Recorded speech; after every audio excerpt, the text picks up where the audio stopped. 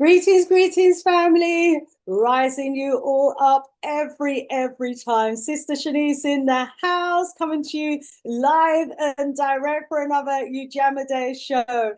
Certainly hope that you are well. Certainly hope that all your family is well, and that you have risen in power and that you have risen in strength today, and that you have risen to accomplish much. Oh, it's always a pleasure and an honor to come before you, our wonderful, wonderful family. Sister Shanice in the house, going to be taking you through to 8 p.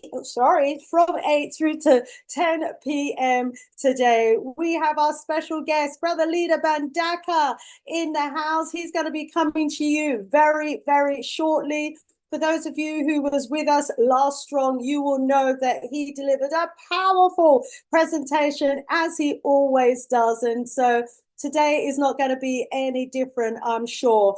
And we're going to be talking about the late, great, mighty Marcus Mosiah Garvey. Woo!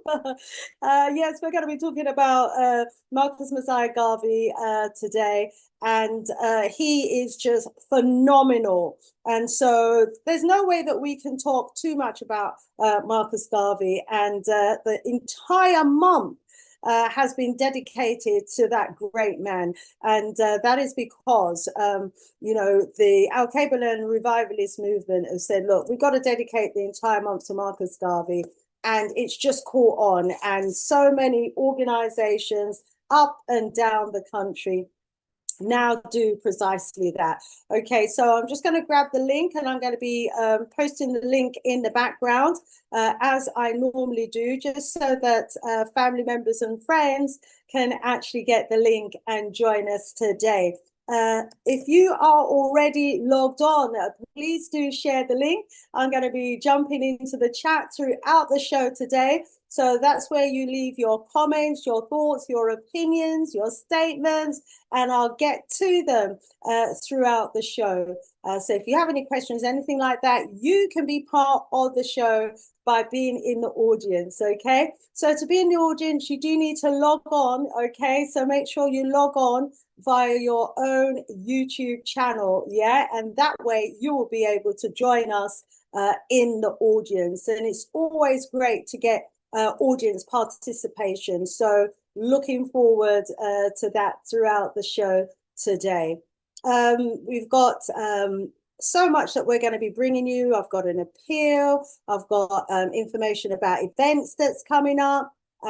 So we're going to do all of that throughout the show today. So there is my link. Let me just post that, and then I will be able to grab it and share it via WhatsApp.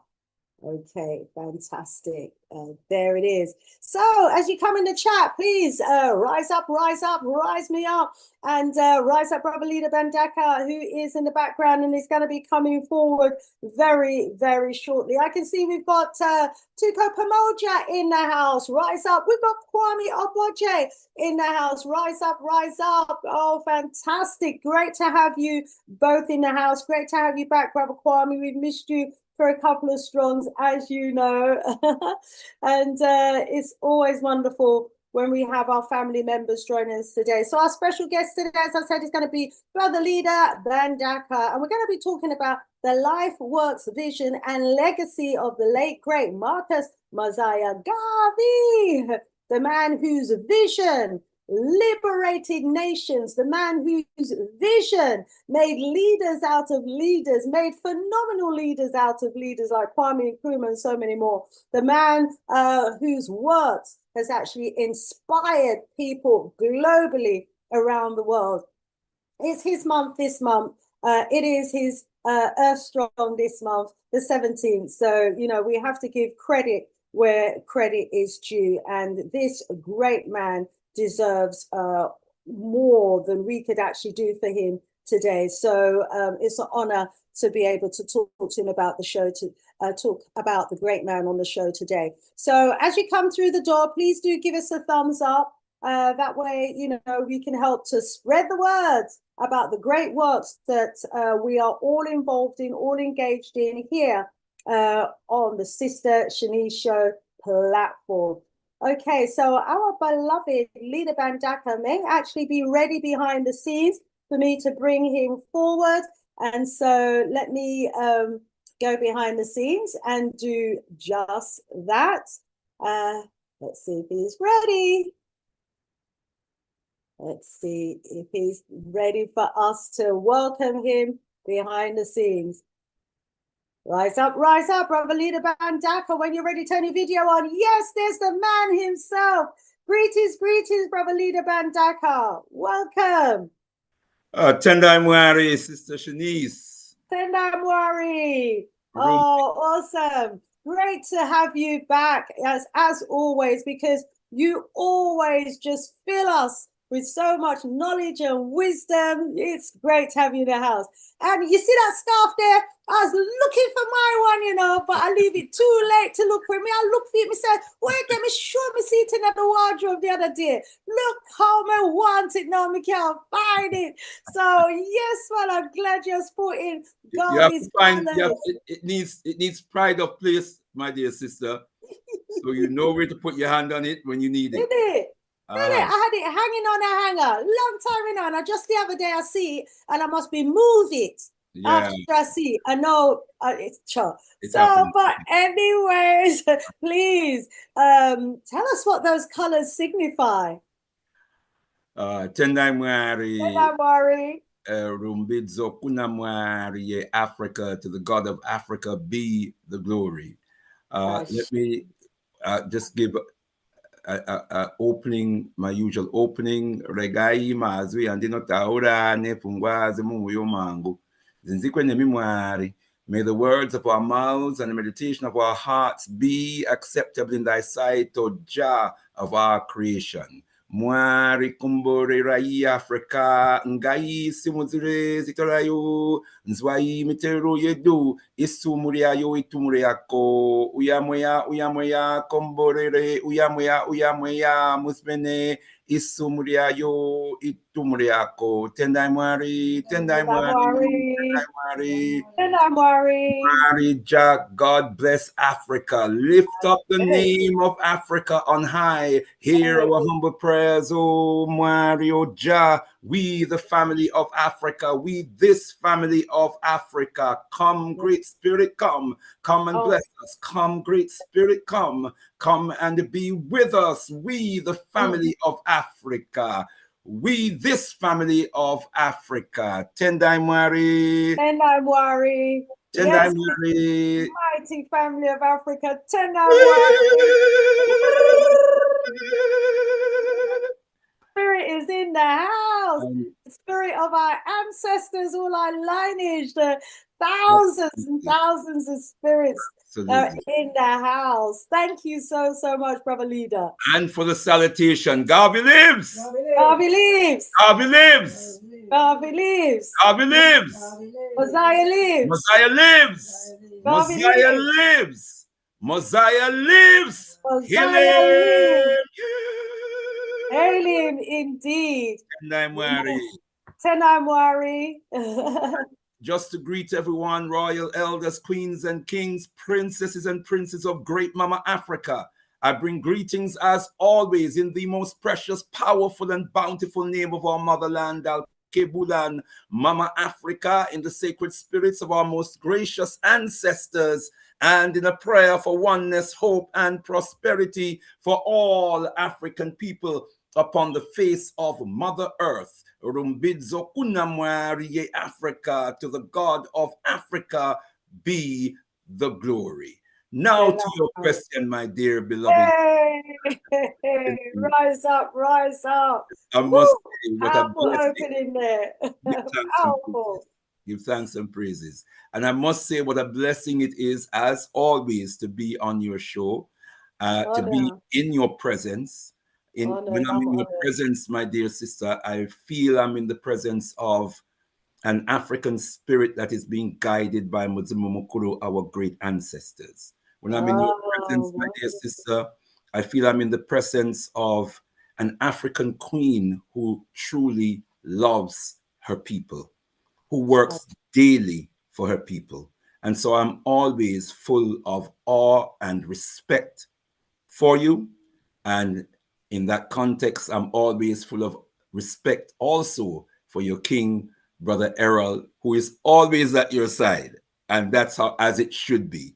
And so I honor him as well as I honor my queen, Sister Kahi, who is always there with me, before me, behind me, beside me. And I don't know what I would do without her. And I'm sure it's the same, Sister Tendai Mwari. Now you asked the about the colors of the sash. The colors are red, black, and green. Yes, please. And red, black, and green, RBG, are the colors that Papa Garvey gave us as the colors of the African race. It is a symbol of African nationhood. It is a symbol of African liberation. It is a symbol of African sovereignty.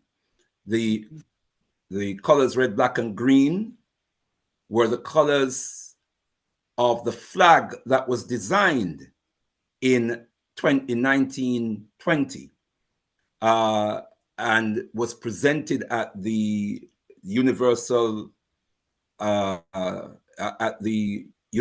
African Convention, or Universal Convention of the Negro People of the World. And one of the outcomes of the convention, the convention in 1920, was this flag that was adopted as the flag of standard of the African nation. The red represents the blood of our people, the blood that is shed in the sacrifices that we have made in the fight for our liberation as a people. So the red represents our precious African blood. It also represents the blood that flows through all our veins, the African blood that flows through all our veins. And you know that blood carries our DNA, which is the black print for who we are, what we look like, and what our natures are. So the red represents something very profound. Then the black represents our people. The blackness of our skin is a symbol of our identity as a people, because we are so richly kissed by the sun. We are the sun people. Yes. We are the melanated people. We are the people who have a special connection with the forces of nature, because our uchat, our pineal gland, is 80 to 100% activated. For African people, it's over 80% activated. Whereas for Europeans, as the scientists teach us, their pineal gland are at the most 20% activated. And so our beings are awashed with melanin, which enables us, which is symbolized in the blackness of the skin. But melanin is what is known as a biopolymer. Bio has to do with life. Polymer means it has many functions. So it has many life functions. Melanin has multiple life functions. And it is a very empowering aspect of our beings, our melanated beings. We are actually a blessed people. A melanated people are a blessed people. So when you hear that our blackness is a curse, you know they're turning science, they're turning nature, they're turning divine prophecy upside down and inside out. The truth is that we are a blessed people, endowed with the greatest gifts of life. And then you have the green. The green represents the land, fertility of the land. It represents the green herbs, the vegetation of the land, the fruit that bears from the land. So the green represents fertility, it represents prosperity, it represents hope, And so those three colors in combination represents vital principles upon which an African nation must be rebuilt, because Papa Garvey gave us the vision of nation building. Papa Garvey told us that nationhood was the highest ideal that a people should strive for and to attain. So this is a very important symbol. Now, why we wear this particular sash this time of the year is in line with Papa Garvey's own utterance in a speech that he made when he was arrested and put in about to be put in prison. And he made a speech where he said, "When I am dead, wrap the mantle of the red, the black, and the green around me, for in the new life I shall rise up with God's grace and blessings to meet the millions at the height of the triumph with the colors that you well know." The colors that you well know are the red, the black, and the green. Then he says, "Look for me in a whirlwind or a storm. Look for me all around you, for with God's grace I shall come back with countless millions of black men and women, those who have died in America, those who have died in the West Indies, and those who have died in Africa, to aid you in the fight for liberty, freedom, and life." So this is a symbol of Papa Garvey's indomitable spirit. This reminds us that Papa Garvey is still alive and with us. He is indestructible. He says, "When I am dead, wrap the mantle of the red, the black, and the green around me, for in the new life I shall rise up." So we have to help Papa Garvey in spirit to fulfill his prophecy. Absolutely. We are Garveyites. We are vessels for the spirit of Garvey. When we say we are Garveyites, we're opening ourselves as vessels for the spirit of Marcus Mosiah Garvey to consume us and to drive us forward in our liberation. So we wear the red, black, and green just to remind us that Papa Garvey is resurrected in the symbol of the red, the black, and the green. Tendai Mwari. Tendai Mwari, yes, and I'm wearing the red, the black, and the green internally. You just can't see it today. But yes, I am one of those vessels. And yes, we are the new life that we're giving to Marcus Mosiah Garvey. We are the millions. And as we spread the words of his works, his vision, and we inspire others to follow in his footsteps, we are the ones who are coming back, the ones that he foresaw in the new day, in the new world, coming back into being to continue his work. And as you taught us last strong, Brother Ldr Mbandaka, when we invoke the spirit of our ancestors, when we call on the names of our ancestors, we're calling those forces and we're calling those energies of theirs to come, and to assist us today in whatever it is that we're doing. And so, as you said, their spirit will never die. And I always say, for as long as we call their name, for as long as we remember those who have passed, they will never die. They only die when we forget to call their name.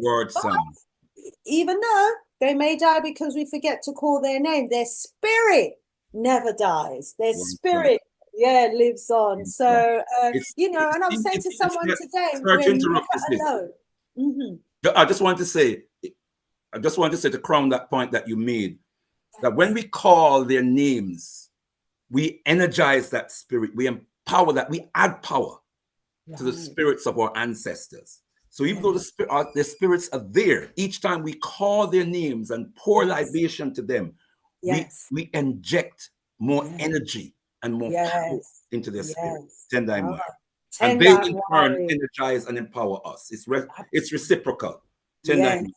Tendai Mwari. And we see that on the continent today, don't we? We see, how the name of Kwame Nkrumah continues to inspire a whole new generation. We see, how the name of Thomas Sankara continues yeah, to inspire a new generation. We Word see sound. how the name Patrice Sound. Lumumba continues to inspire. Word sound. Word Yes, a sound. whole new generation, millions. That one name, that spirit of that ancestor inspires millions, and that's got to be, you know, our journey while we're here today. We've got to make sure that, you know, the legacy that we leave behind will want others to be calling our name for eternity.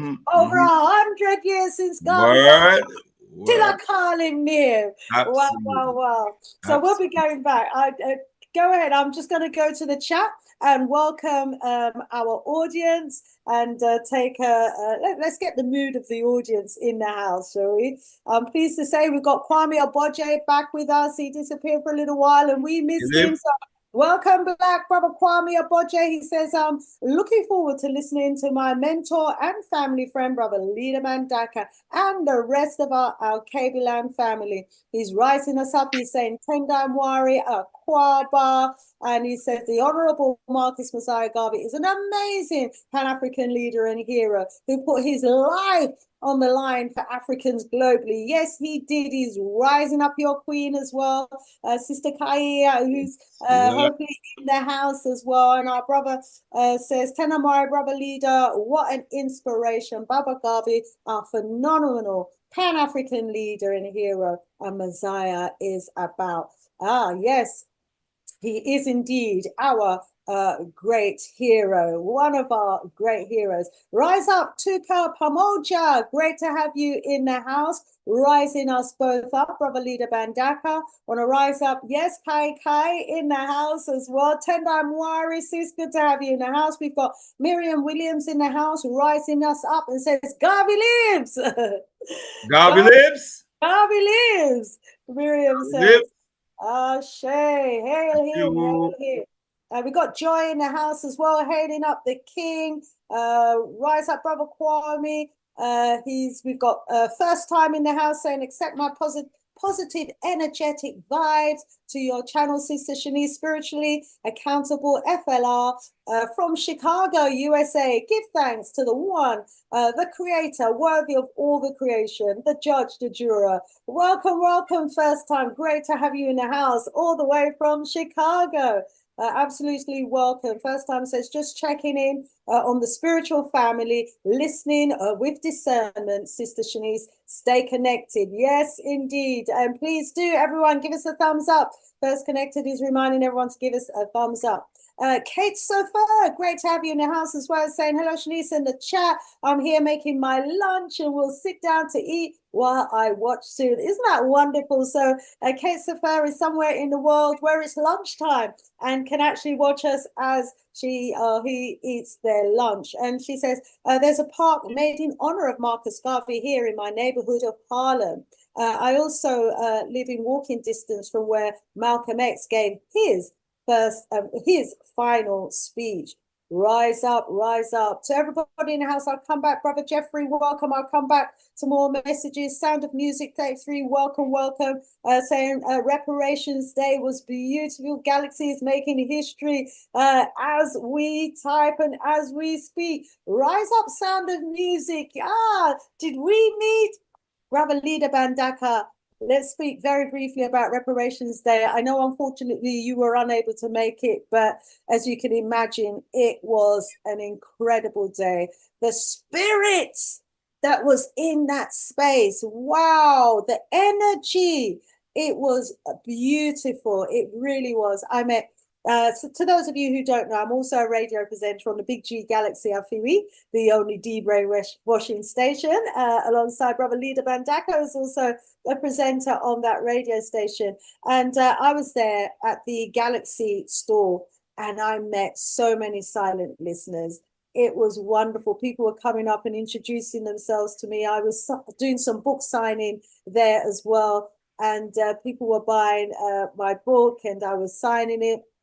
It was such a beautiful day. To everyone who I met that day, who contributed towards, you know, that wonderful spirit that we had in the space. Thank you so much. Brother Leader, I'm sure you heard about the day. Absolutely, absolutely. We had members from the Alkebulan Revivalist movement present, including a Yes. member of the leadership, Brother Olatunji, who I know you know very, very well. And Yes. he did give us a feedback on how the day went. And Yes. we learned that hundreds of our people turned out for Yes. March in Yes. honor of our ancestors and to mark Emancipation Day, but also to push forward the demand and the agenda for reparations Yes. for people, for the maafa that has been heaped upon us and which is still going on today, otherwise known as the Maangamizi. And so we give thanks and praises that the day happened, the day went off well. I apologize I wasn't able to be there. I was scheduled to arrive later on for the rally, but for reasons of family responsibilities, I wasn't able to in the final analysis. So I'm sorry about that. But Oh no, no, we know you're always there when you can be there, brother leader. So absolutely. yeah. But I give thanks that members of the Alkebulan Revivalist movement were able to be present and just hail the brothers and sisters behind the scenes who work so hard to ensure that the day went ahead. We know that Prophet Maduti put a lot of time and a lot of energy into organizing and gave leadership on the day. So we give thanks and praises for his energy and for his work. And we just give thanks and we hope and pray that the work that is going on around reparations continues. I will stress and I will emphasize, as I always do, and as the Alkebulan Revivalist movement always do, as our position, that reparations, always remind ourselves that reparations begins with self-repair, first and foremost. Reparations begins with self-repair. Secondly, reparations, no people have ever achieved reparations from a position of disunity, from a position of disorganization, and from a position of powerlessness. So we have to be united, we have to be organized, we have to be empowered in order to acquire our just reparations that we deserve, reparations that is ours because of what we have been through and what we are still going through as a people. One other thing I want to say on that, if I may, my dear sister. Yes, of course. Yeah. That, and this is not directed at any one individual or one group of individuals. This is all our responsibilities. Yeah. That we have to have a coherent and a cohesive reparations agenda. It's right that we should gather on the first day of Mosiah every year.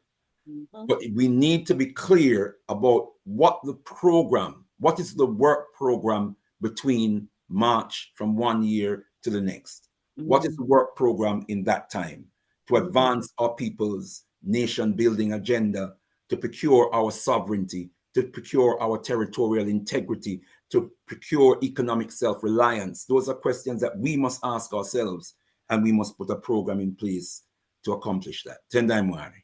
Tendai Mwari, absolutely, we must do so indeed. And there may well be numerous organizations out there with their own individual programs, but, you know, we need a kind of global program, don't we, that we can all be following, that helps to bring about that unity, that oneness of spirit, that oneness of mind, and so that, you know, everybody's clear about what reparations is all about. Because I know as people were marching on the day, they were talking to a lot of our people along the way, and many had never heard of reparations, didn't know what it was about. And so, yes, there certainly does need to be.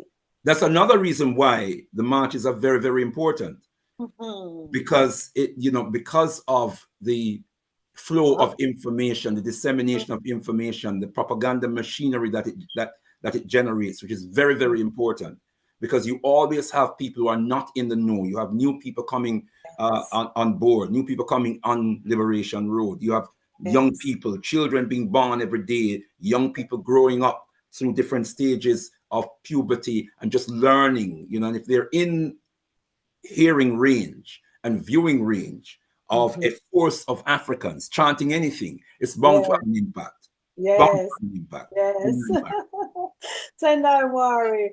So to those of you in the chat, were you also on the march? If you were, drop us a message and let us know, okay? Brother Jeffrey's in the house. He's saying big ups to the Almighty. First time listening to the word and diving deep, he said, to my roots, and just need to hear the truth. With a lot of evil and wickedness in the world, it's true, there is a lot of evil and wickedness in the world, and yeah, he's looking to hear the truth. Absolutely. And family, if you were on the march, let us know, you know, and if I met you as well, yeah, let me know as well. So we've got a petition ongoing, and to those of you who have already signed the petition and verified your email address, thank you so much. To those of you who haven't, please do. Petitions are another way of raising awareness about issues that are of a particular concern to us. If you're joining us for the first time, like Jeffrey, welcome Jeffrey. About a month or so ago, we did a show where we focused on the really dreadful situation in Tanzania, whereby the Tanzanian president, what's her name, Hassan? Samia Hassan. Suluhu. Suluhu Hassan. Yeah, she has. Samia Suluhu Hassan. Yeah. Yes, thank you so much, Brother Leader.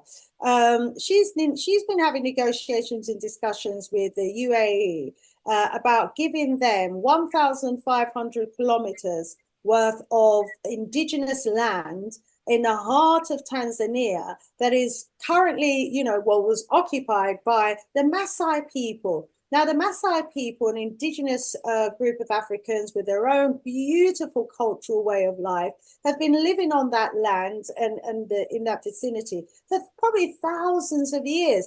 And this president, you know, has decided that she's going to give over that land and evict the Maasai people so that she can give over that land to the UAE, with no consideration at all to what she's doing in terms of giving away the country's sovereign land that should belong to future generations, land that she's giving over to a group of people who don't look like us, don't like us, and, you know, have a history of enslaving us that she seems to have forgotten about. You know, a group of people who's doing business right now with the Palestinians and enjoying the profits from what's going on in Palestine. I mean, we every time I think about it, I just can't believe the mindset of some of these leaders that we've got on the continent. And so we have launched this petition because we want to raise awareness about what's going on. And at the same time, we want to call on that president, you know, to reverse the evictions that she has been undertaking to, you know, the detriment of the Maasai people. There's some wickedness has been going on. They've even been using live ammunition. Maasai people have died, you know, just to terrorize them, to get them off the land. This 1,500 square kilometers of land is almost the size of Greater London, you know, in the UK, which houses over 9 million people. We're not talking about a little bit of land. And what do they say they want it for? For gaming, trophy hunting, for tourism. What is wrong with the mindset of some of those leaders? You know, we've got to shake them in their boots and let them know that what they're doing is wrong. I've posted the link to the petition in the chat. Please do sign it and please do share it as well, and remind people to also verify their email address and look to see that your name comes up. Then you will know that you're actually counted. If your name is not on the list of petitioners, then your signature has not been counted. I don't know what's going on with this, but last time I looked, well over 4,000 people had actually viewed the petition, but only just over 500 had signed it. So something all right there, so. But let me allow Brother Leader to comment on this before we go on to an appeal that I've got on behalf of Elder Peppercai. Yeah, Tendai Mwari. Tendai Mwari. We touched on this last Sabbath, my dear sister, and it's right that it should be brought to the table again today because it's an extremely important issue.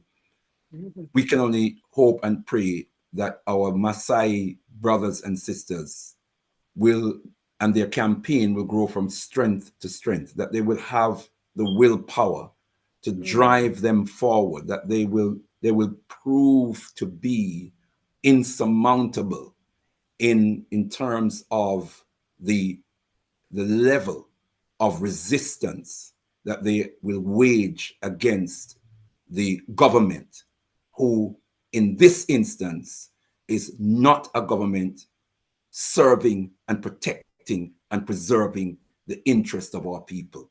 And that is the purpose of any government. And I also want to stress that this should not be just a Maasai campaign on the African continent. It should be a Pan-African campaign. Absolutely. And for that matter, the Maasai people in Kenya, and there are even more Maasais in Kenya than in Tanzania, they're also facing challenges from the government, who are also trying to swindle them out of their land. Yeah, it's going on in Kenya as well. So it has to be a Pan-African response. And once again, we have to ask ourselves the question, where is the African Union in all of this? What purpose does it serve when we can't hear the voice of Africa speaking in the interest of Africans on an occasion like this? Yeah. So, but we have to send our spirit of strength to our brothers and sisters, our Maasai brothers and sisters, and in whatever way we can, spread the word and mount as much of a support campaign as possible. We urge brothers and sisters to sign the petition, because these things have more significance than we sometimes realize. And if all that's required of us in this instance is just to offer our signature, then please, brothers and sisters, take the time to do that. We African people are losing their life, they're losing their land, they're losing hope, beloved brothers and sisters, because of the cruel mistreatment of a so-called government, a neo-colonial government. Tendai Mwari. Tendai Mwari, thank you so much, Brother Ldr Mbandaka. So I've actually posted the link in the chat. If you're here for the first time, if you weren't here last strong, grab that link and please do share it as well. Make sure you sign it, make sure you verify your email address as well. Thank you so much in advance. There is an appeal from our Ldr Peppercai. Now, not everybody's going to know who Ldr Peppercai is. Brother Ldr Mbandaka, I know he's someone that you've known very well for many, many years. While I get the appeal, I wonder if you could please just share with the audience and tell them who Ldr Peppercai is. What does he mean to our community? And why is his appeal so special? And why is it that we should try and support him, please?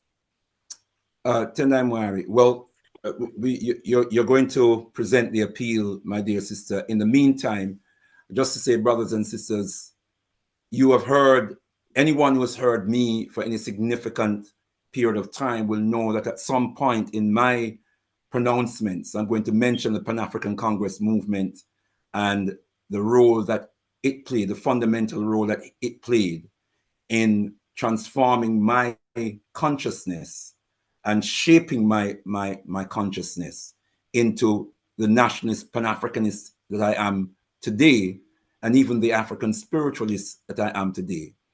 Well, Ldr Peppercai, and the title Elder tells us that, you know, he has been around for quite some time. He is a veteran activist, nationalist Pan-Africanist activist, and one of the leading members of the Pan-African Congress movement, which is the seminal Pan-African movement in Africa, UK. It is, as far as I know it, the first Pan-African organization in name and ideology in this country. And so a very, very important organization, a very, very important force in Africa UK. And he is, as I said, a leading member who has been around for at least 4 decades, maybe 5, if 1 minute, 5 decades probably. Certainly from the 70s. So yes, definitely five decades. And has been one of the stalwarts of Pan-Africanists in our community, traveled all over the world, met Pan-Africanists of worth all over the world. He and the Pan-African Congress movement have been responsible for putting on some of the most important events, Pan-African events in this country, including African Liberation Day, which happens every year, beloved brothers and sisters. And we've had a bevy of speakers from all over the world. The Pan-African Congress movement has played a key role in connecting Africa UK with the rest of the African world, the liberated element of the African world. And so, beloved brothers and sisters, as our sister Shanice reads the petition or read the statement or the appeal that she's about to read, listen very, very carefully and give your support as best and as much as you can. It will be, brothers and sisters, to a worthy purpose. Tendai Mwari. Tendai Mwari. Thank you so, so much, Brother Leader. This is a man who has basically sacrificed his life, his lifestyle, for the cause, at a great cost. And you're going to get a sense of that from his appeal letter. So our Elder Peppercai's home is at risk of repossession. And he says, I trust you are in better shape than I am at present. It's with a heavy heart that I am making this appeal. My house is in repossession. I have to court and right. So I've been to court, and a repossession order was granted to the lender by the courts. I've been trying to raise money by way of a remortgage for some time without much success. And this is not unlike the situation that our people will find ourselves in, family, because when it comes to the lenders, they don't want to lend us. Yeah, they want to take and repossess our properties. We're in a situation in the UKKK where there are very few organizations that own their own building. Okay, and this man has basically given over his home to the community, and he's now in a situation, he says, where he needs to raise money by way of a remortgage, and he's been trying to do that for some time without much success. And he says at present an offer of 100,000 on condition he can raise a balance of 42,660. So 42,660 needs to be raised, and then there is an offer of 100,000. So his family, he said, can come up with 20,000. So he needs to raise 22,660. That should be, very easy for us as a community to do. But I know the challenges that we have in our community. So he says he's not asking for a donation. He says he has assets of 3 properties and a huge book stock of over 5,000 titles, and some in large quantities. And he says, what I'm asking is for a community bridging loan. The reason why I'm in this situation is because the Mahat Center, so this is his home that is turned into the Mahat Community Center, CIC, did not raise the money to buy the lease, which would have provided him with more than enough money to pay the lender when a mortgage came to an end. And so the letter goes on to say, you may ask, if I have 3 properties, why not sell one to save the home? He says, if I sell the building adjoining the center, the new owner could raise objections to planning permission. Worse still, we would be limited to a smaller space for the new build, rendering it unviable to support itself because it's too small to have events. So this adjoining building is essential to the center's development for a larger space. So selling would be self-defeating. And my gosh, family, don't we need community spaces? He says, a few people have advised him to sell the centre space because the community is not supporting me in its present condition. He said, I could sell and get about 2 million for it, and I don't owe any money on it. He says, its value, though, is beyond money. We need community spaces that we own, and this space is a unique opportunity to achieve this. He said, we just have to be more purposeful in our approach. This disastrous position I find myself in, he says, can be a blessing in disguise if we respond positively. So you may ask, how is it that you are only now hearing about this? As I've said earlier, I've been trying to raise the money, so I haven't told many people what's been going on. Brother Cecil, who's been standing shoulder to shoulder with me, he says, is always has written to the lender at Santander, and a similar letter has been written to NatWest when the centre building was in a similar situation, appealing for extended time, which was successful, resulted in the bank reducing the debt owed, and I was able to raise the money to pay off the bank. Now, Brother Cecil hasn't heard from Santander, and you know, if you know Santander, they are such a difficult bank or building society to deal with. And he said that that letter was sent last week and he's waiting to hear. But, you know, the beautiful thing is, family, is that if just 23 people was to contribute an average of £1,000 each, his home could be saved, and it would be a great strain off of the stress in the head of this committed elder of ours. And he says that I want to hear, you know, he needs to hear from us as soon as possible. And, you know, he's counting on us to try and help him in this time of need. And remember, helping him is helping our community, is helping to save community assets. It's helping to retain the assets that we so need in our community. He reminds us that he's been serving our community to the best of his ability for over 55 years. And Brother Leader just testified to that. And he says, and I still want to continue until health and death determine otherwise. He says, in fact, it's due to this central commitment partly why I'm in this situation. As we know, even his health has been affected by the situation that he's in. So the big question you will be asking is, when are you going to get back your money? He said the CIC is committed to pay for the lease. It's only a matter of how soon this will take to happen. It may take over a year, but it would be a sound investment. So, you know, this potentially could be an investment as well. He said, you may decide that the money becomes part of a fundraising drive or for the centre development. This would be a decision you could make as well that would help to lead us to us as a community achieving having a community space fit for purpose, which is so badly needed. It sure is.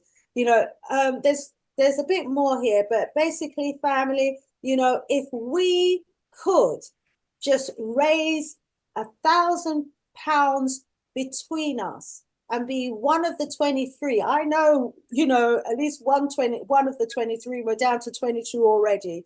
If we could raise that fund and help to raise the funds for our beloved brother, you know, and you can have it as an investment, you know, or you can have it as a contribution that you get back at a later date. So, you know, let's come together as a community. I know we've got family members out there who have done extremely well, you know, and have probably got tens of thousands sitting in their bank account. If that is you and you are able to make a bridging loan of 1,000 to Brother Elder in his time of need, please do give him a call. Let me give out the number. Yeah, or you can get in touch with me, or you can get in touch with Brother Ldr Mbandaka, and we can put you in touch with our elder. Okay, so and remember, if you don't have 1,000, you could be creative and you could reach out to, you know, family members, or you could do your own fundraiser and help raise the funds. The more of us that gets involved, the better. I know we can do it. Do you think we can do it, Brother Ldr Mbandaka? Tendai Mwari, most definitely. We're in the month of Mosiah. We're riding on the spirit of the most eminent prophet and king, His Excellency Marcus Mosiah Garvey, and his legacy. And in the 1920s, we sent 50,000, our people sent $50,000 worth of agricultural and industrial equipment to Liberia to industrialize Liberia and to enhance Liberia's agricultural capacity. In 1924, in 1918, we raised hundreds of thousands of pounds for the Black Star Line steamship corporation. We purchased our first ship at 160,000 pounds. 160,000 pounds in 2018. This is a month of Mosiah. And 1918. And not 2018. What did I say? 2018? Yes, yes. 1918. If we could even do that today, that would be good. But imagine, you know, over 100 years ago, this is what we were able to accomplish. Yeah. You know? And that 160,000 is about 30 million in today's money. Yes. Just think about that. So you said earlier on, my dear sister, let me just quickly say that 23 of us could give £1,000 each. I'm looking at it from the other perspective, that 1,000 of us could give £20 or £22 each, and that would be 22,000 pounds. And I seem to remember last week you were saying that that you had listenership on one show of 500. When you checked at first, and then when you checked again, it had gone down to 100 and something. So you know they're messing about with the figures. So that there's probably 500 to 1,000 people tuning in presently. And let's say 500. If each of us give £20, then that would be half the total that we're seeking to achieve. So in that spirit, let me propose £20 to start off with. And anybody who wants to make a pledge of £20 in the show, just for the sake of the show, anybody wants to make a pledge of £20, you know, please do put it in the chat or whatever. But we would encourage brothers and sisters just to get something going in the show this evening.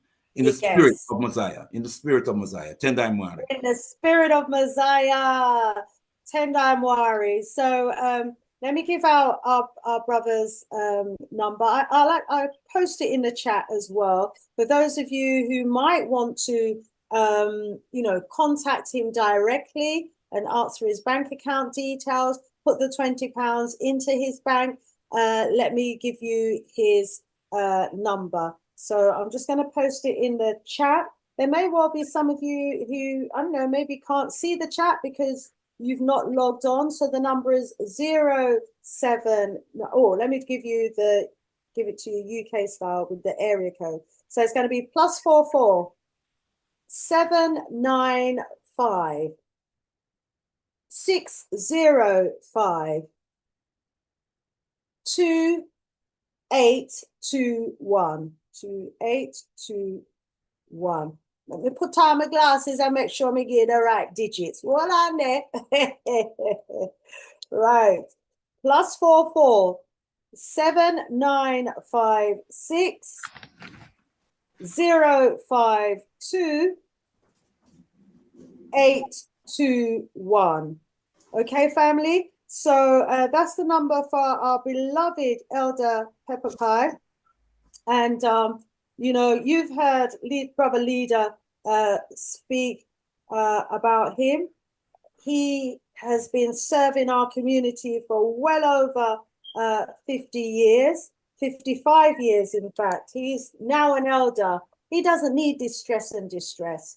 So let's try and help him. If you're able to donate 1,000, you know, I've managed to scrape together 1,000. I'm definitely going to be helping with that bridging loan and putting in 1,000. If you're able to put in 1,000, if you're able to put in £20, please do what you can. Okay. Let me just say, Sister Shanice, if I may, brothers and sisters, no contribution is too small. Yes, or too big. Yes. Or too big. So we have people out there. Me not have much, but me know Wally Pound have Wally more than me. So come on now. Absolutely. But I emphasize the small because sometimes people feel embarrassed because they can only give £10 or they can only give £5 or they can only give £20 or whatever it is. No, And we were saying back home, little make enough.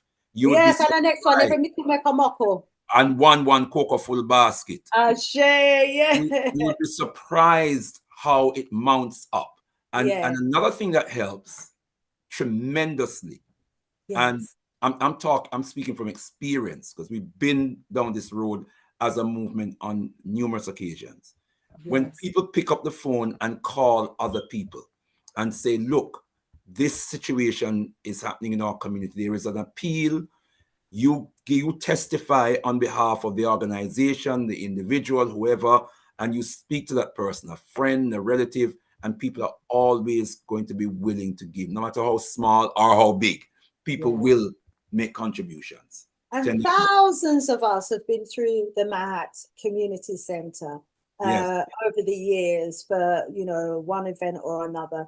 Some of us have been to many events at that community center. Let's try and hold on to that space. We have lost so many community spaces. And you know what, Brother Ldr Mbandaka, I would really love for Pan-Africanist organizations across the globe to be better connected, especially, connected to our motherland. Because just imagine, we have a mother in the motherland, that is so rich in resources. Our mother, has gold, diamonds, coltan, platinum, uranium, every mineral that you can think of.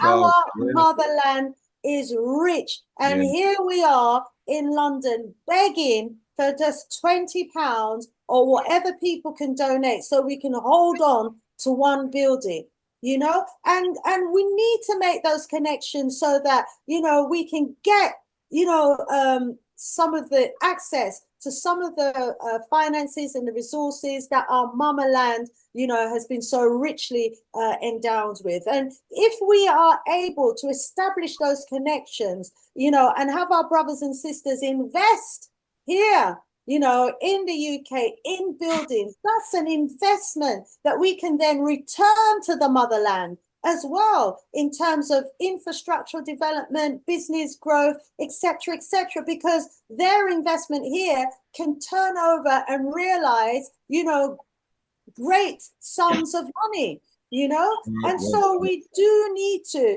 be looking at how we can partner more with our brothers and sisters on the continent. There's a lot of us that are putting into the continent at the lower end, but there's also the higher end of the continent where there is a lot of money and resources washing around, and some of it needs to find its way back into our communities here so that we can establish community centers, event premises. Brother Leader, if we was to do a calculation of how much we as a community spend on a weekly basis, hiring venues for dances, for entertainment, for weddings, for funerals, for christenings, for special occasions, birthdays, we spend any of these venues, these decent venues that we hire, is costing thousands of pounds. We need our own venues. Wow. And we need to fix them up so that they can be rented out to our community so that we can be turning over those large sums of money in our own community. So family, are you on this? Are you going to assist us with this drive? Are you able to help? Let's go in and see what we've got. Oh, wonderful. Thank you so much, Miriam. Miriam is going to start us off. She's pledging £20 and she says, Garvey lives. Garvey lives. Garvey lives. Hear you, Sister Miriam. Baba Kwame, we won't give up the fight. He sent Baba Peppercai, don't give up the fight. He won't. He needs us as well. And he's going to support. Brother Kwame Aboje said he's going to support. Garvey lives. Garvey lives. Mosiah lives. Mosiah lives. Virtual Oath Studio says, is anyone based in Tottenham area in here? I heard there is a big gentrification project going on. You know, this is what they do. This gentrification program has been going on since the 1980s. When they realized, you know, the growth of our population in the 80s, when they realized that there were a number of London boroughs that we were actually going to become the majority in, when they realized that by being the majority, we could actually have the swing of power and we could take over those London councils, they decided that they were going to gentrify our areas. And within our areas, wherever there was a vacant plot of land, a huge development of apartments would go up, you know, and they would sell them for between 300 and 500,000, certainly in my areas. And all these Caucasians would come from all over the world and start living in our areas. And our areas have literally been swamped with Caucasians that have come from all over the world and all over Britain to come and live in what they considered at one time to be inner city ghetto areas. But they're far from ghettos. They're on the doorstep of the city of London, and they know the value of the areas that our pioneering generations fixed up. When our pioneering generation came to the UK, these areas that we lived in was basically slump. What they call it, slump? Anyway, they were run down, you know, downtrodden areas, and our parents worked their fingers and their nails off, you know, raising the money to fix up those houses, to fix up those streets, and to fix up those communities. Many of those houses, my dear sister, didn't have baths. That's right. We never have no inside toilet either. No inside toilet. The toilet our parents outside. have to put them in. Yeah, and our, you know, construction, we had some of the best and finest construction workers coming in from the Caribbean in the 1950s and 1960s. Started bringing toilets into the house and building baths, because we had to bathe every day. They didn't bathe every day. They had bath days, and some of them is bath day of the week. Some of them was one bath day of the month, and that's why they used to drop it. And when we came here and we were bathing every day, they thought we wanted to get rid of the black off our skins.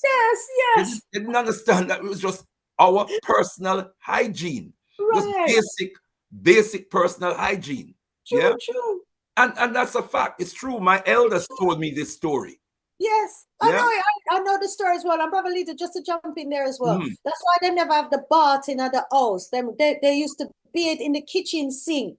One day a week in the kitchen sink, and they would and the same kitchen sink where they wash up them dishes, and the same kitchen sink where they wash them dog too. Absolutely. And then if they never bathed in at the kitchen sink, then once a month or once a week they would go to the public baths to bathe. And we come and we say, oh, this our people had to have a bath built into the houses, and we bring that to the UK. And if it's a hot day, we want 2 baths, one in the morning and one at the night before we go to bed. Right. So, you know, and it's civilized these people. Let's be clear about that. We civil, and even in the 50s and 60s and 70s, we were still civilizing them. Yes, for real. You see, and then over the generation now, so over the 50 years or so of our parents, you know, putting all of their hard-earned money into renovating and developing these houses and turning them into prestige houses, then these people look and say, oh, look at them over there. Them always are looking up. Look how them I live now in a big house, you know? Them want we house and they want the area, and that's where gentrification came in. Sister Shanice, your mother and father, they tell you that them used to serve fish and chips in a newspaper. Yes, and leave the milk and the bread on the doorstep. On the doorstep, and, and the bread never have no cover upon it. Yes. The bread, so the dog will come and the dog sniff it and probably even peep upon it and just cut off the peepee part and yam it. Put it, toast it under the toaster. No, it's true. This is reality. Reality. No, understand this. Understand this. They are serving their national delicacy, them fish and chips, in a newspaper. You know what we used to use? What we used to use newspaper for when we don't read it back home and no more use for it? You know we use it for? And we used to use with left hand. Something we use with left hand and do and never use the right hand. Toilet paper. Toilet paper. Newspaper was toilet paper back home. Right? And them must serve fish and chips. When we came here and saw that, we were shocked. Yes. Because we were taught that these white people were superior to us. Right. We were shocked. We had a culture shock when we witnessed that. Yes. We have transformed this place for the better in so many ways. If only we knew. If only we knew. They are not our benefactors. We've got to tell our own stories. We are their benefactors. Yeah. And they are our beneficiaries. Rather than the other way around. Sorry, sis, carry on. Oh, it's true. It always has been that way. Tendai Mwari. Okay, so Garvey lives. Mosiah lives. Tendai lives. Tendai Mwari. Want to rise up? Took up emotion says, wash their food, bottom in the sink. Yuck, achoo. We are told. I can't believe it. It's true. When we come here, you know, it's our people brought hygiene, and not only to the home and in the lifestyle, we brought it to the hospitals as well. It was our parents who built the NHS, the national hospitals, because there used to be a lot of diseases and a lot of sicknesses, and it was caused because of the lack of hygiene. They thought it was, you know, a sin to wash too often. They thought, you know, they didn't need to wash so often, not realizing that that was contributing to their sicknesses and diseases, you know, the lack of hygiene. So transformed the health sector as well. We've got to give credit to our parents and that generation where it's due. Lumkwa says, I must make my contribution. Thank you so much, Lumkwa. That would be great. You've just made a valid point regarding the hiring of dancers and parties. For real, you know, we need our own venues. We spend too much, you know, everywhere out there. Next week, Monday says, I will donate £10 for Baba Peppercai. Rise up, brother Kwame Oboje, forever supporting where you can. Thank you so much. Kate Safair says, yes, I know these Caucasians are notorious for being funky. The personification of stank. You know, and I'm going like them better than everybody else, innit? Exactly. Yes, but it's only when you live with them you get to know them. Them nobody. I was just saying back on the wall of them a combo though. That's right. Just the other day, them come out of the caves on all four. Me, civilization, I never know what it is. I know, you know, and they're trying to claim it as their own.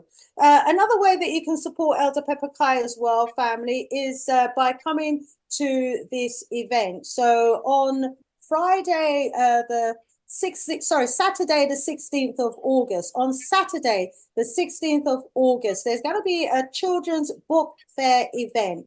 And that event is going to be held at, Hackney Central Library. So if you're in the UK and you can find your way to Hackney Central Library, please do. You can give him a donation. You can buy some of the books. Ldr Peppercai is going to be the main bookseller at that library. And I'm also going to be there. He's invited me to share his stall with him. You know, thank you so much, Elder. I'm going to be there. I'm going to have a little corner there where I'll be signing my books. So if you don't have my book, it is out. You can get it via Amazon. Alternatively, you can come to the Children's Black Book Fair event in the UK at Hackney Central Library. That's at 1 Reading Lane, E8 1GQ. Okay, that's Saturday, the 16th of August, not this Saturday, next Saturday, from 12 midday. Make your way down there. If you're in East London, North London, anywhere in the area, if you're passing through the UK, passing through London, do visit the Children's Black Book Fair UK event at Hackney Central Library and buy some books from our brother, Ldr Peppercai. Meet the man himself. Offer him your support. And at the same time, get a copy of my book if you can. hidden in the shadows of ancient Britain, an erased African history restored. You see that book there, family? I have rewritten British history. You know, we thought at one time that we needed to go to Africa to find our ancient history. And of course, we have, probably over, I don't know how many millions of years of ancient African history in Africa. But if you're in Britain, you don't have to even go that far to uncover ancient history. We have ancient history here in Britain that they have tried to erase. And I have been doing the research for at least the last 3 years, and I have been uncovering so much hidden information about the fact that we, well, the indigenous people of this land.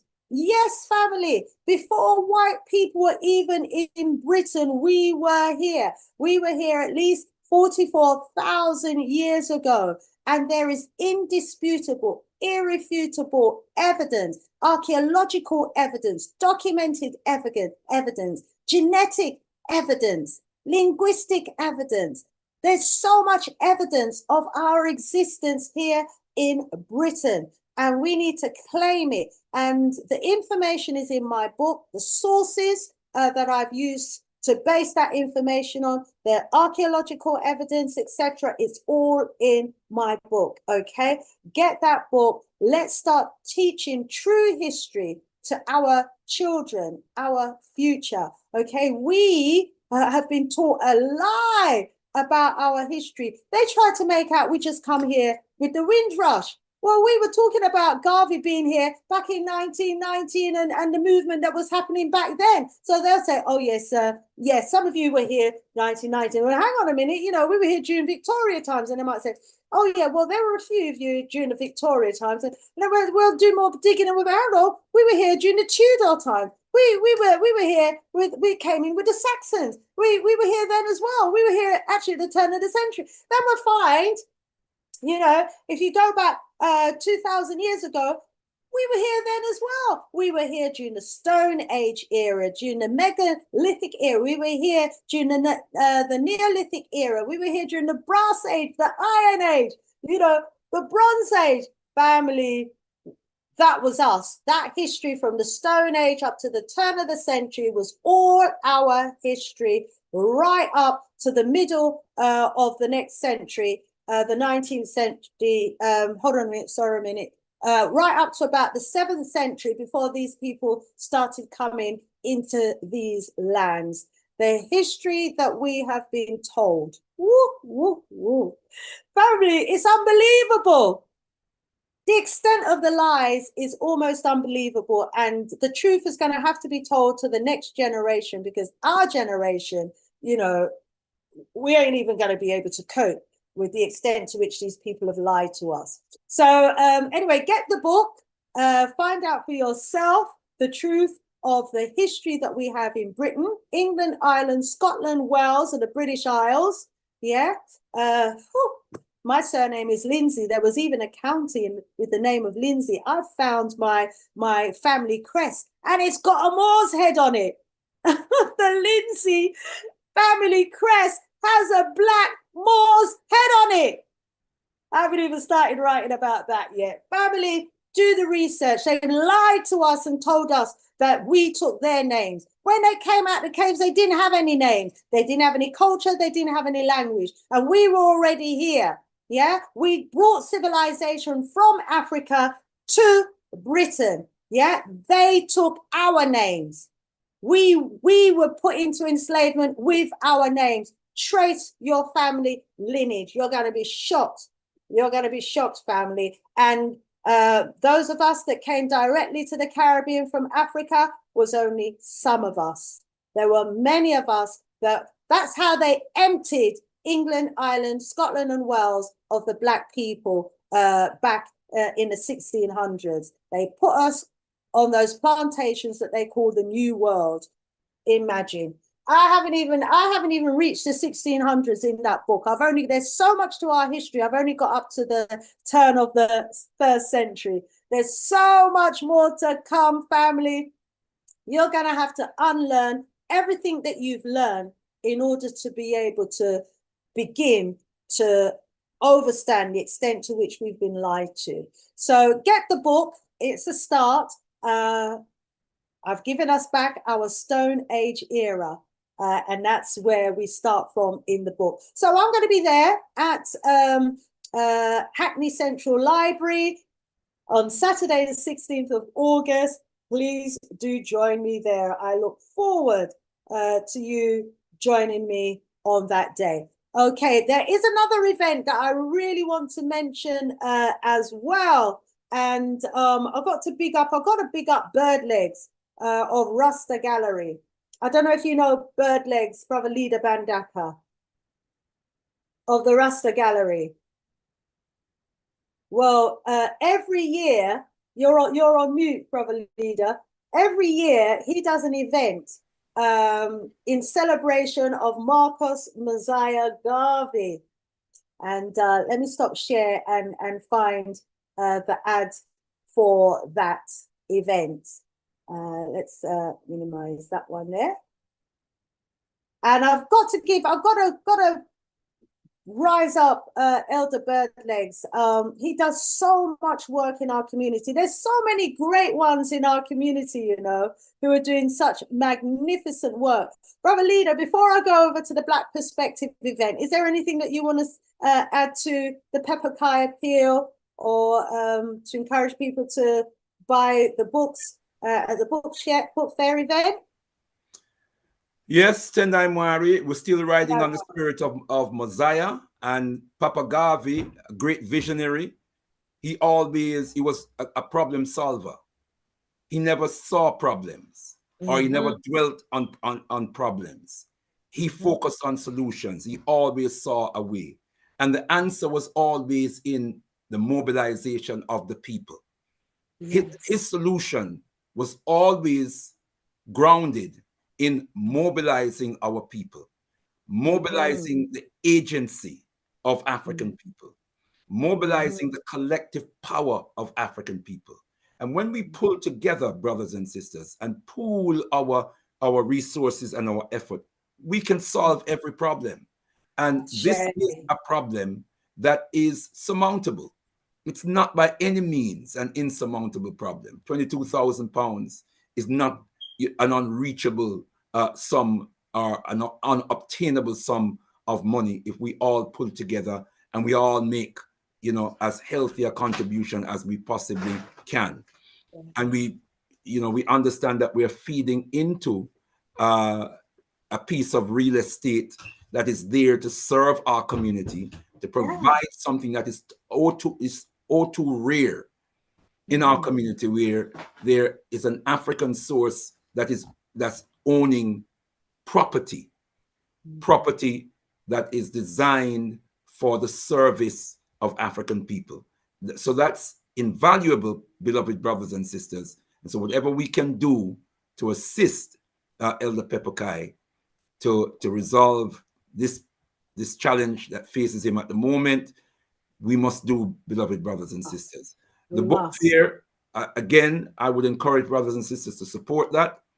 It's always going to be to our greater upliftment. Books are a tremendous source of knowledge. Sister Shanice, you've written a few books now, and you've written your latest book, and I'm pleased to know, my sense is that it's going well in the community, as it should. I think everybody now should know that Sister Shanice is a serious researcher and a serious academician, if I may use that term as well.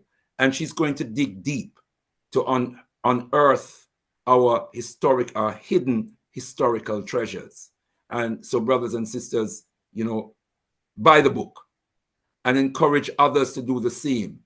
And if you're thinking about what gift to buy a brother or a sister for birthday or any important event that's coming up, you should have Sister Shanice's new book on your list. So support Elder Peppercai's campaign or appeal. Support the book fair, and certainly buy a copy of Sister Shanice's book, hidden in the shadows. Tendai Mwari.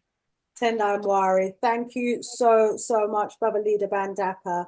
And let me just jump to the chat just for a moment to see what the responses have been like in the chat. Family, we welcome your contribution, your thoughts, your opinions. So please do keep the comments coming in, keep the chat alive. So let's go to the bottom here. Rise up, Brother Kwame. Yeah, he's saying, speak it, our family. Lumkwa says, every day I listen to the community station, Black dancers, thousands of pounds spent to make these white owners rich. Yeah, yes, indeed. We spend a lot of money outside of our community. So where we can, spend some within our community, please, let's do so. Yes, anything more about Elder Peppercai? Yeah, please, if you're able to contribute, yeah, do say so in the chat. I know not all of you can access the chat, but sign up to YouTube and you will be able to get your own YouTube account, and then you'll be able to contribute to the discussions that we're having today. Only we can do for we, as we say on the Big G Galaxy FBW, the only de-brainwashing station. We can't expect anyone else, to do for us what we need to be doing for ourselves. Okay, let me just read the flyer for the Black Perspectives.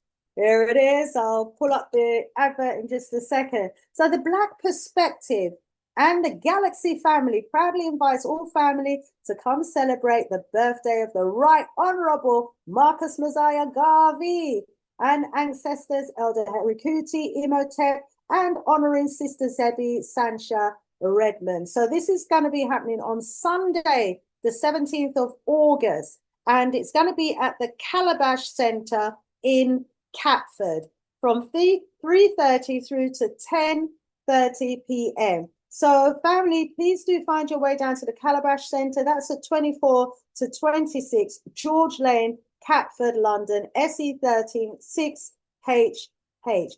That's SE13 6HH. There's going to be so much happening.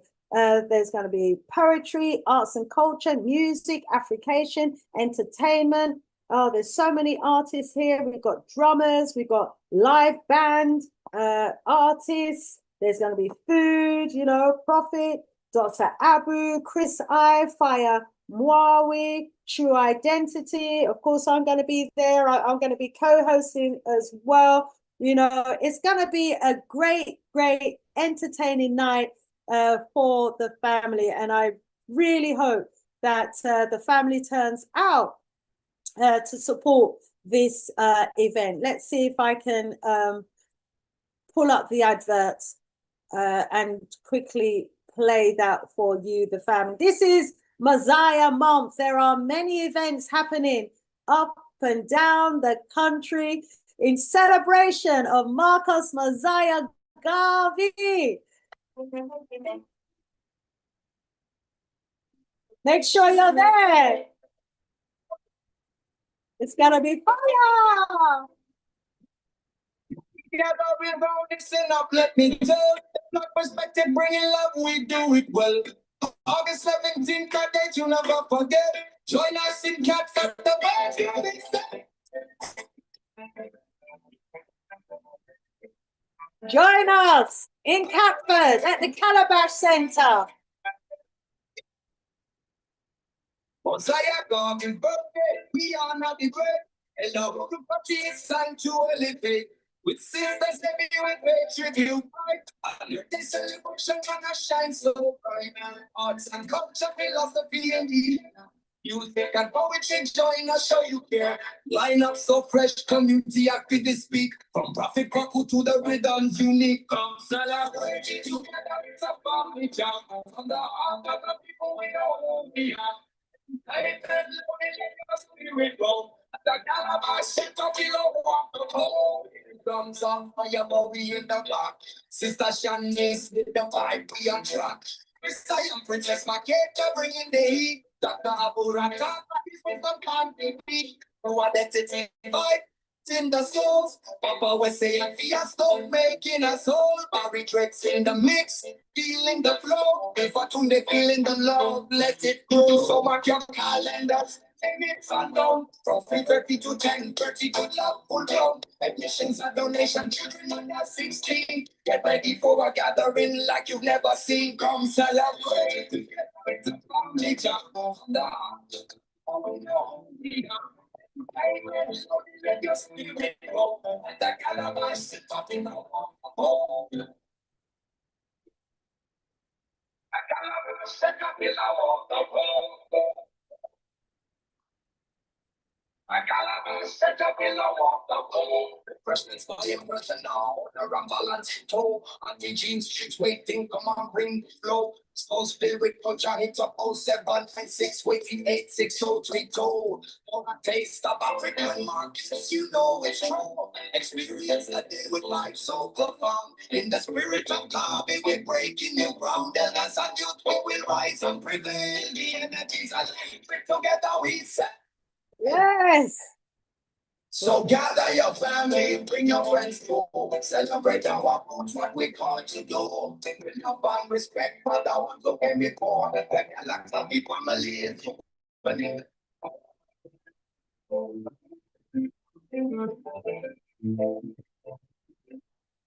Rising up, Dr. Abu for that tune there. Dr. Abu's Productions. Join us, family. Next Sunday. Celebrate Marcus Mosiah Garvey's Earth Day with us on Sunday, the 17th of August, 2025. It's going to be an amazing day. Drummers, artists, it's all going to be going down, family, from 3:30 in the afternoon through to 10:30 p.m. at the Calabash Centre, 24 to 26 George Lane, Catford, SC13 6HH. We certainly hope that you'll be able to make it. It's going to be a great day, a Black perspective.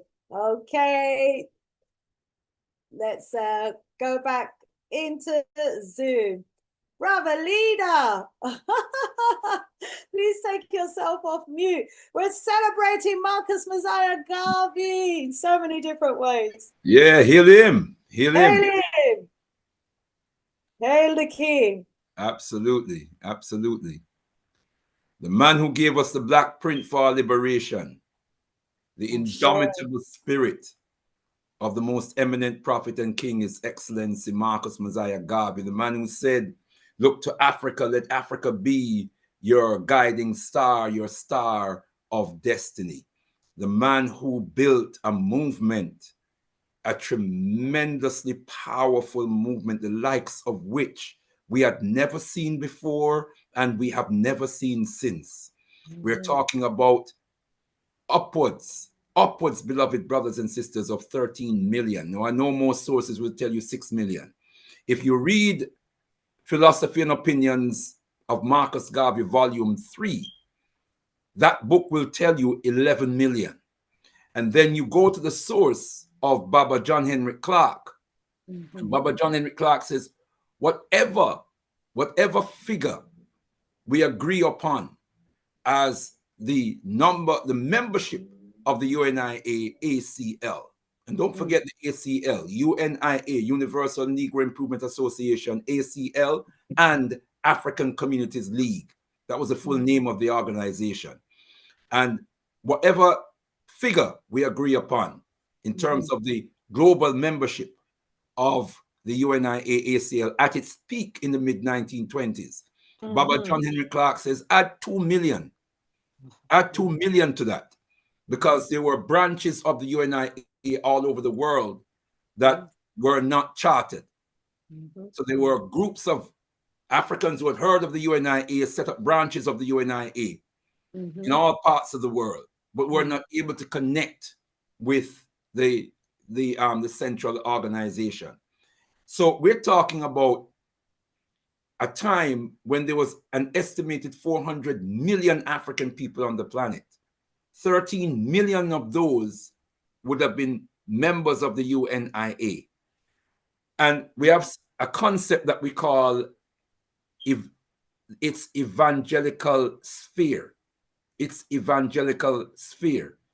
That is the extent or the expanse of the impact of the UNIA on the African world. And we're saying that if 13 million members, if there were 13 million signed up active members of the UNIA at its peak in the mid-1920s, then the evangelical sphere, that means the breadth or the expanse of the impact of the UNIA must have been at least 100 million.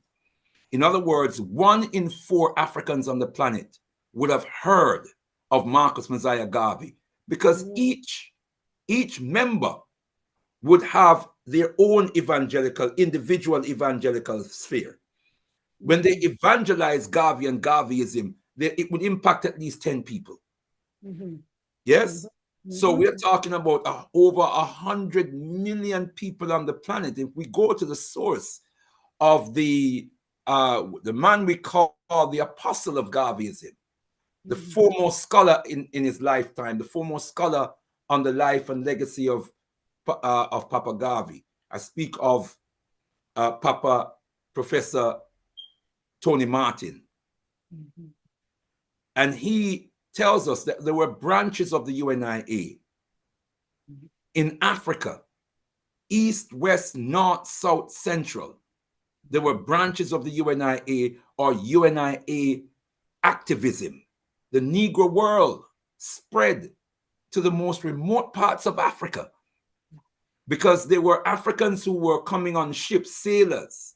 So some of them worked as governors.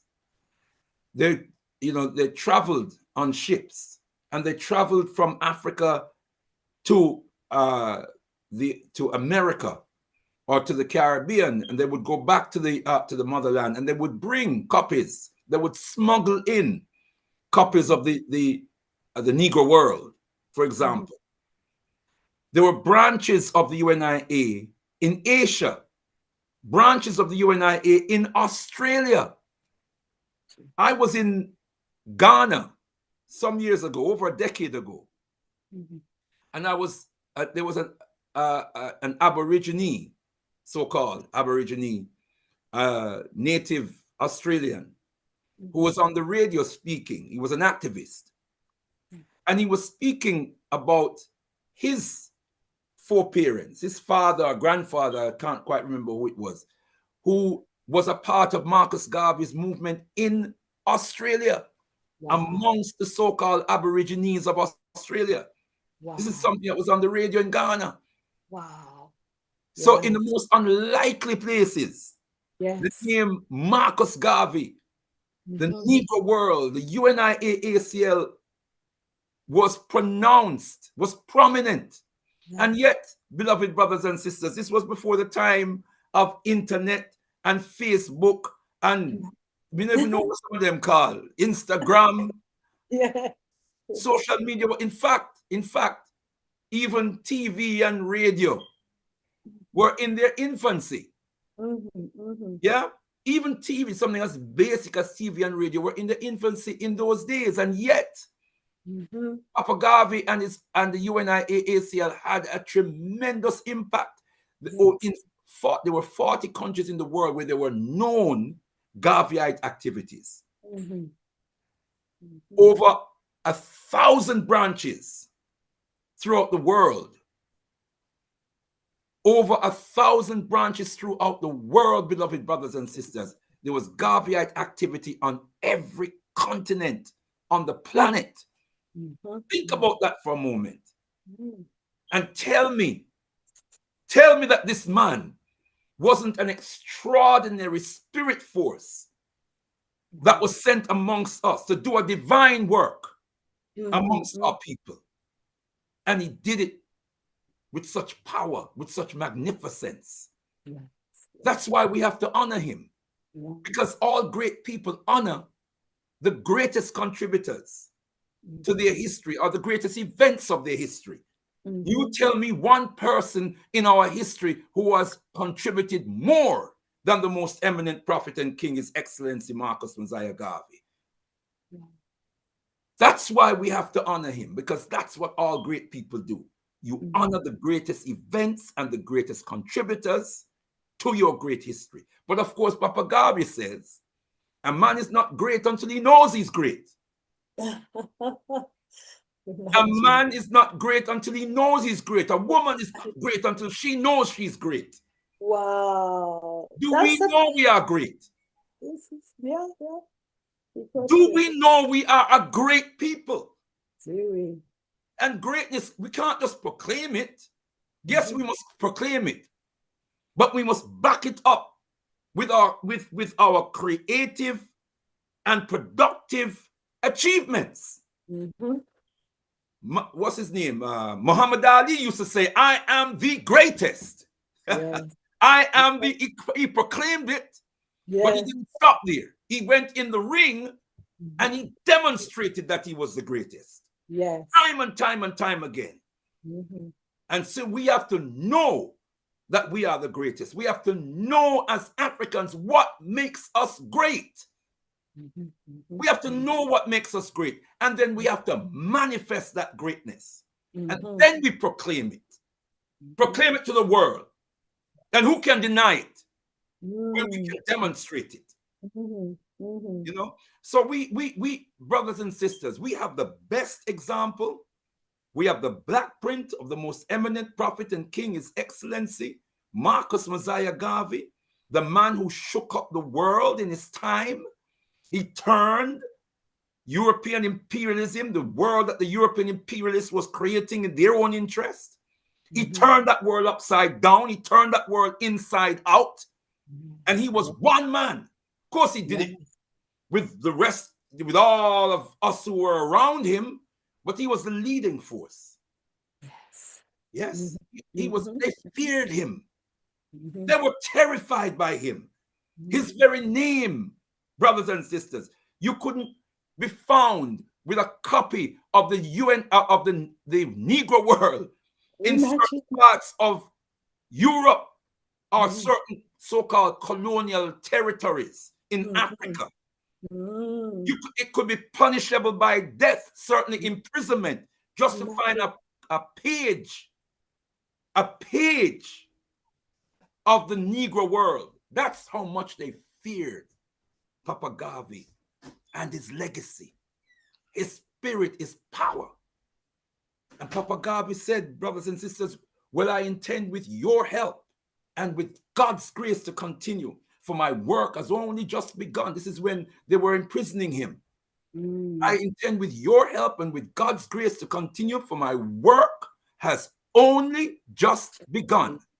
And future generations shall have in their hands the guide by which they shall know the sins of the 20th century. This is a guide. Philosophy and opinions of Marcus Garvey. Because he had instructed his wife, he had asked his wife to put his speeches and his writings and his comments in book form. Because he didn't know if he was what his fate was. He said, and future generations will have in their hands the guide by which they shall know the sins of the 20th century. He says, I know, and I know you too believe in time, where we shall wait 200 years if needs be to face our enemies through our posterity. Listen, we shall wait 200 years if needs be to face our enemies through our posterity. Who are Papa Garvey's posterity? Your posterity are your descendants. We are his posterity. We shall wait 200 years if needs be to face our enemies through our posterity. Papa Garvey intends to come back through us, but we have to avail ourselves as the vessel through which such a powerful, awesome spirit can come again. It needs a vessel.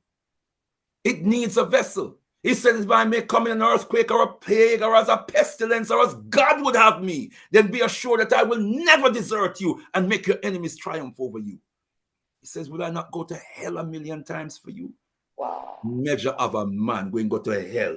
Not once. Those people, even there, but who got there once? What a commitment that man had to our people. Oh my God. It weakens me. Ldr Mbandaka, when I attended your event, your opening event on Sunday, I photographed those images around the wall. Can I show the audience some of those pictures? More than willing, and then I'd love you to speak to these pictures as well. Family. Wow, as they say, a picture speaks 1,000 words. And you know, sometimes we hear the word Negro Improvement Association or what have you, but and I don't know how we imagine that our ancestors actually looked, you know, during the time of Garvey.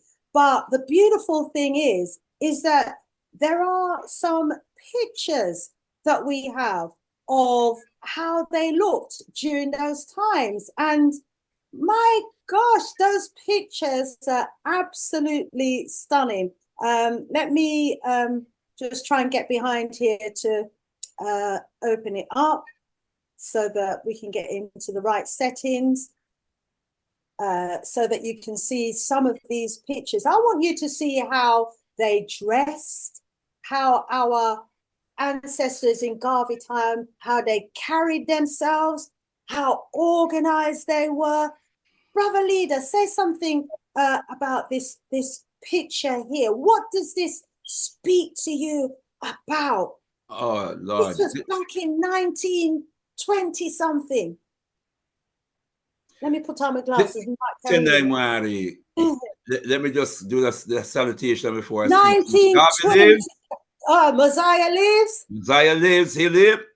Hail him. This is the Universal African Legion, standing to attention in 1924, family. This is part of Garvey's. Tell us about this image here, please.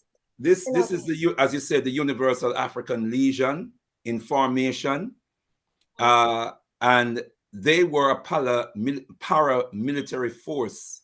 They had a paramilitary arm, a paramilitary force back then. Absolutely. In the UNIACL. They beloved. So this was the, let's say, the development of a defense and security force in the UNIACL. There was also the female counterpart, which was the Universal African Motor Corps. That was what the female paramilitary force was called. Right. So they had the male and the female paramilitary forces. I'm sure I've got a picture. Let me see. Where's the women? I'm sure I've got their pictures here, but we'll come to that one as well. And as I said, this was the developing of an African defense and security force. They were well organized. They were well trained. They were very, very disciplined.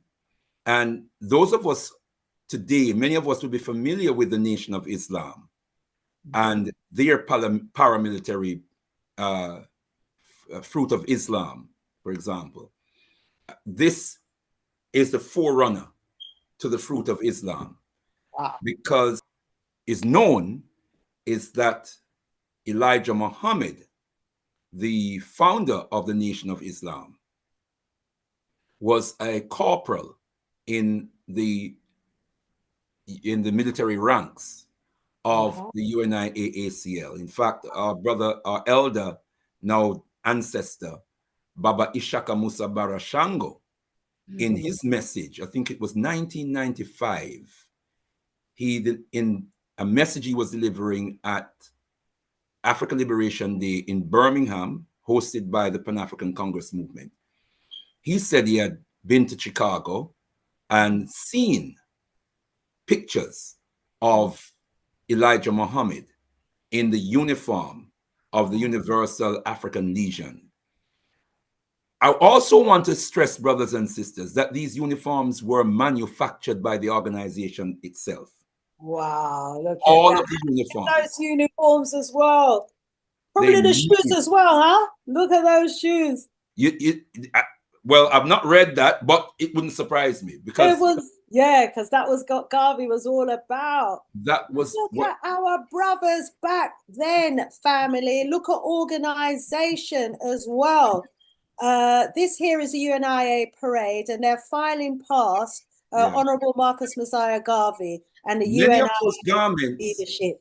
many of those garments, Sister Shanice. There's Garvey in the middle there. Yes. Many of those garments that you see those elders, now ancestors, wearing would also, especially the women, would also have been manufactured in the UNIA ACL.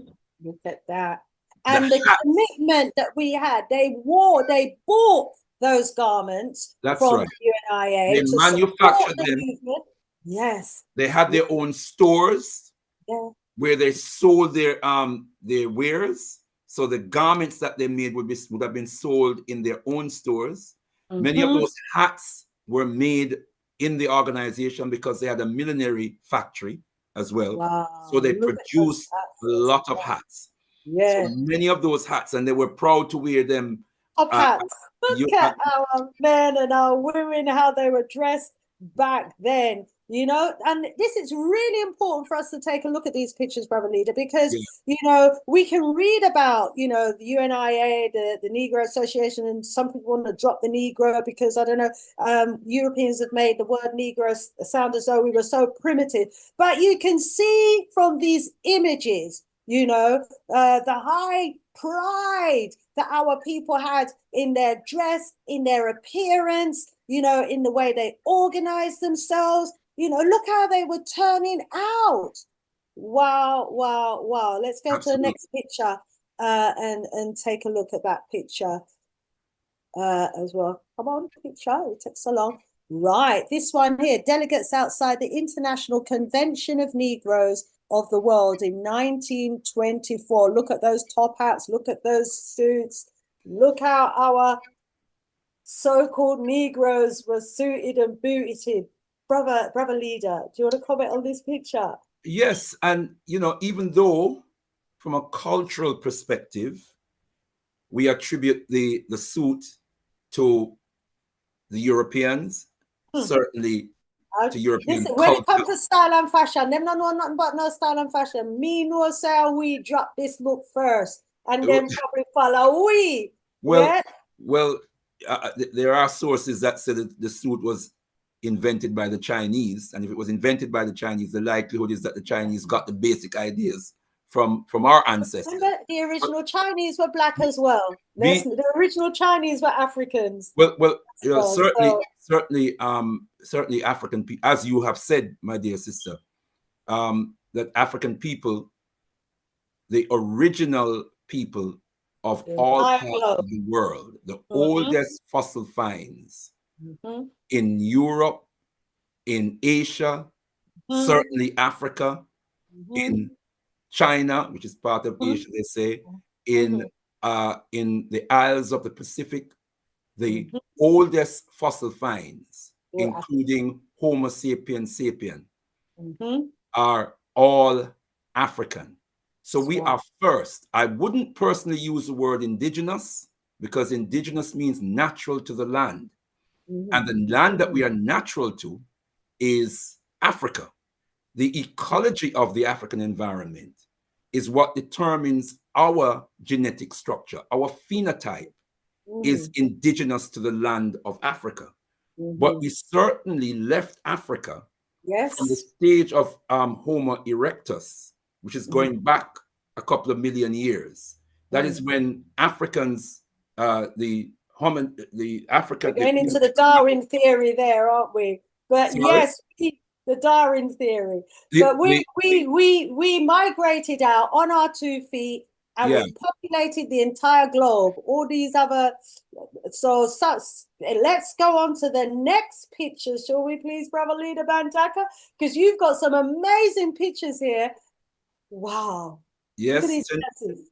Tendai Mwari. To the left here, we've got the Black Cross nurses being represented here. And this was in effect, the health department of the UNIAACL. These were nurses. They were more like practitioners, medical practitioners. Many of them were very brilliant, skilled medical personnel. Yes, man. Yes, inherited that knowledge. And look how they dressed as well. Look at the pride. We had our own nurses department. Look at the posture. These were the oppressed people. In it. Of the oppressed Africans. Do they look oppressed to you? This is what they try to tell us. This is, what we look like when we're left alone. Exactly. Yes, they hadn't been so-called, slavery had been abolished, 40, 50 years prior to this also. And look at our people. Look how well they'd organized.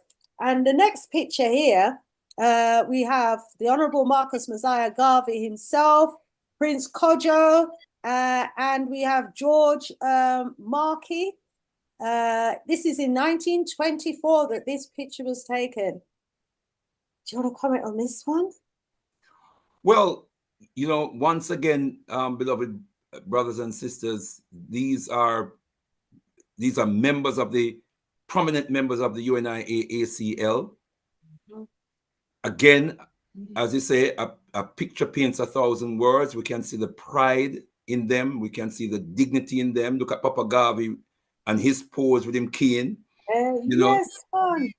Don't touch our people when it comes to style and fashion. Them follow we. Hey, pride. But like you said, what speaks to me and jumps out of that picture is the sense of pride that we had. You don't see anybody with no saggy baggy down by their ankles. Yeah, you don't see no trousers hanging down like that. You don't see them with their head bowed and held low.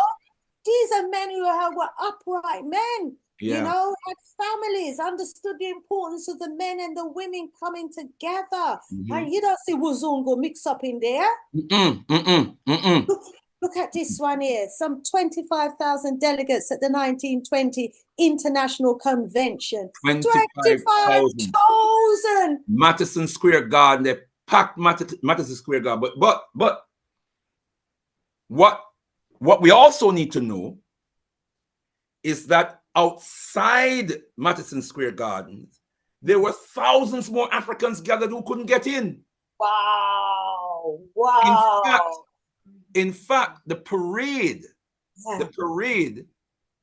was over 100,000 African people marching under the banner of the red, black, and green in 1920.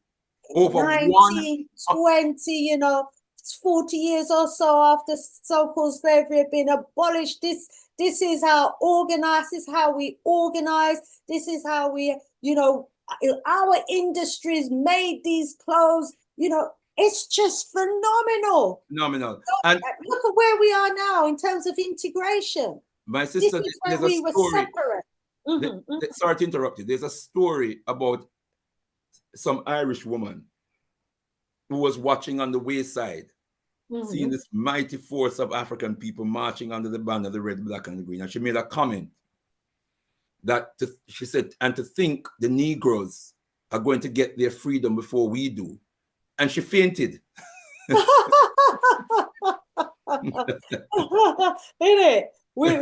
Tanaba, when we're left to our own devices, when we this is what we do as a nation, because remember, we come from great kingdoms and great empires. We're the descendants of greatness. It's our ancestors that invented mathematics, the sciences, astrology, the first sailors, the first shipbuilders, the first everything. And this is their greatest fear, that we might know our greatness and want to just get on with the business of becoming great again. And let's continue to peek into, what our ancestors were doing back in the 20s. This is a march of the Legion on the march. Universal African Legion. Yeah. On the march. The important thing, Sister Shanice, you use the word nation just now. And the important thing for us to emphasize here is that this is a manifestation of nation building. When you hear us talking about nation building and we say a This is what it nation, looks like. this is what it looks like.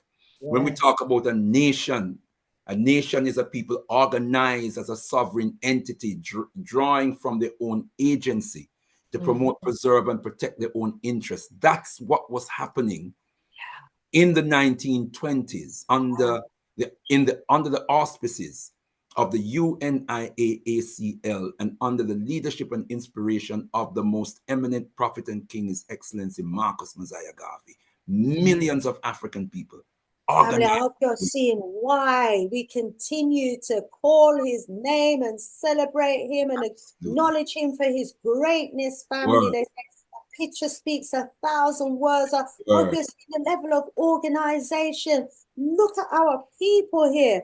This is the Black Cross nurses in Oakland. And look at how our people were dressed, sitting down. This woman looks like she's got on her fur coat and her fur hat. And once again, those nurses' uniform manufactured by the organization. Wow! All of those uniforms manufactured by the organization. If you look at how they're dressed as well, and you look at how the MGT of the Nation of Islam, how they dress. Yes. It's emulative of the Black Cross nurses. Yes. Yeah. Yes, indeed. Which is to the credit of the Nation of Islam. Yes. But to show you that this is the forerunner. Look at what we were doing. This is thousands of African people. Yes. In a parade. Yes. Oh, look at that picture. It says, "The new Negro has no fear." Hey! There you go. There you go. And look how everybody's dressed to the rafters. Look at us. Everybody dressed like puss. Wow. Just imagine that. If we were left alone. Yeah. This is what we would be doing if we were left alone, and much, much more. Much, much bigger and much, much better. Think about where we would be today. Wow. If we had continued, or if we were allowed to continue along that path.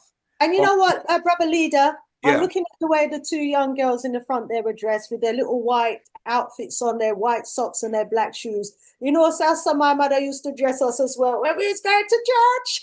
and the little boy there in the little white shorts, and that's how my little brother them used to dress as well. Because my mom was born in 1924. There's an elder by the name of Mama Mariam Samad. She's passed away now. She passed away a few years ago now, maybe about 4 or 5 years ago, at the age of about 97. I had the honor of meeting her in Jamaica in, I think it was in 1997 when I went to Jamaica for a family reunion, and had the opportunity to meet her at her home. I was entertained by her at her home. She was raised in the Garvey movement. Oh, wow. Her father was a Garveyite, and he was he was a member of the Universal African Legion. Wow. And when you hear her talk about as a child growing up in the Garvey movement and how powerful the experience was when she went to meetings or when she went to rallies, or just seeing her father dressing in the uniform, you know, and she would ask her father, you know, she'd be looking and she'd be staring at, you know, her father's uniform, and he would invite her to come and touch the buttons on his jacket or whatever it is. And she said that her father would say to her, he would say to her, "Come, touch it and feel the power." Wow. Wow. That's the button. The button on the jacket, you know. I don't know if that's where we have this thing in Jamaica. The buttons, didn't they? They used to sell the buttons to raise funds. Yes. I remember, a story being told about, you know, the women used to make these buttons, and then they would go and sell them to raise funds for the UNIA. We were so creative. Absolutely. I was going to say, this is an aside, growing up in Jamaica, two people in an argument and look like they want to fight and so on and so forth. And one person might say to the other person, you're bad, you're bad. You think you're bad? Touch a button.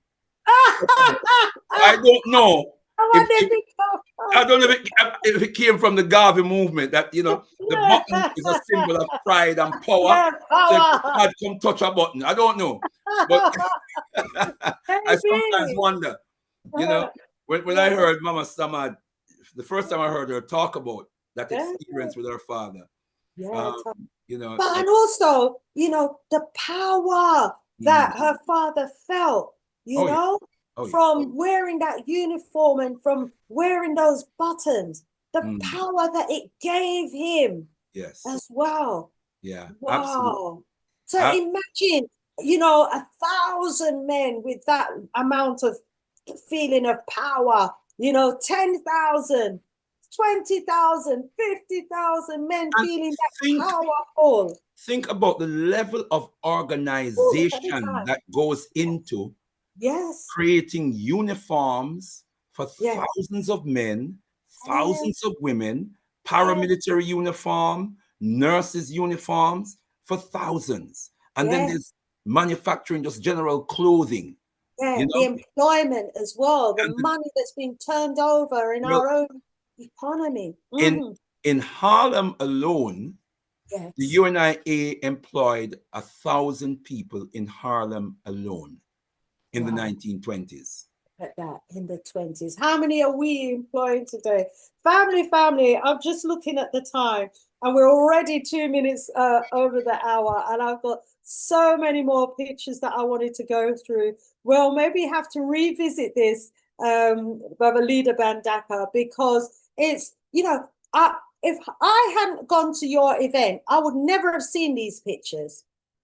I would never have seen them, you know, and there should be an exhibition hall somewhere where all these pictures are on permanent display, because it speaks of a past of such great, where we had such great pride as a people. And I'm sure people, you know, looking at this and maybe pressing a button and hearing a story being told, you know, about the parade, about what was happening at the time, the context and everything. It would be an amazing museum. To those of you who are watching this live, like me, you're getting the privilege, I'm sure, you know, of seeing these pictures for the first time, thanks to the Al-Qaeda and Revivalist movement and the works that they do in archiving, digging into the archives and collecting, you know, this sort of history. It's phenomenal. Let me just drop one last one, because our people, we own our own horses. They were on horseback, and our people on horseback goes back thousands of years as well. This is something that we've been doing for thousands of years, all of this family. Brother Ldr, I mean, look at our man there. You're on mute, Brother Ldr. You know, the Queen's Guard, them go on like I just them can't go our ass back these and days. You see how them use horse.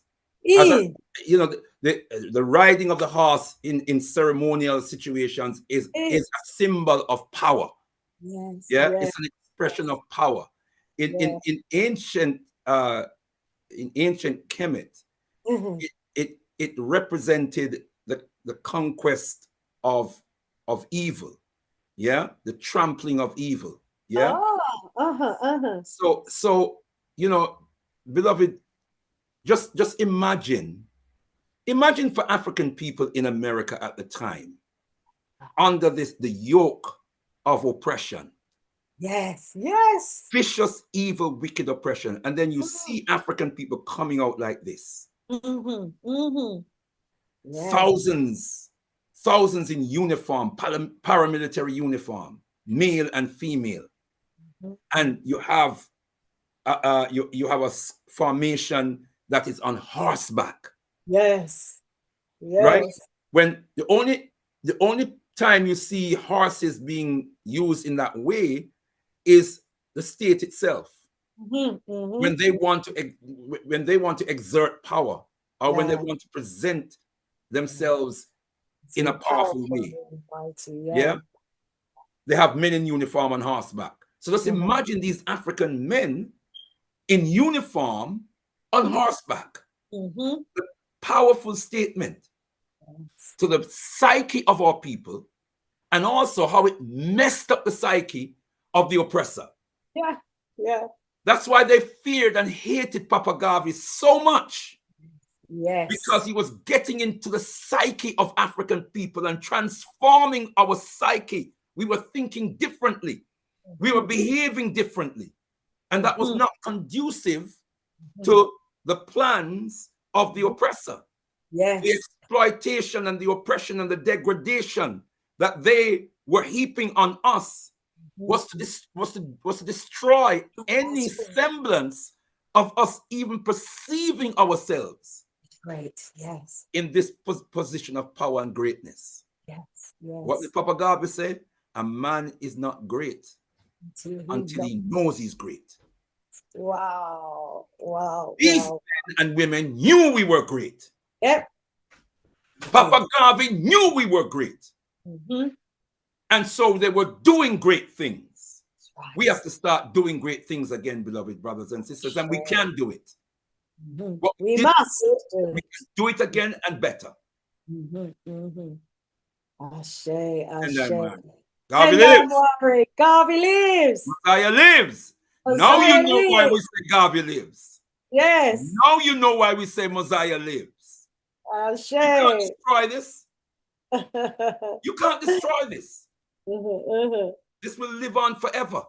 And one day, mark my words, there will be a generation.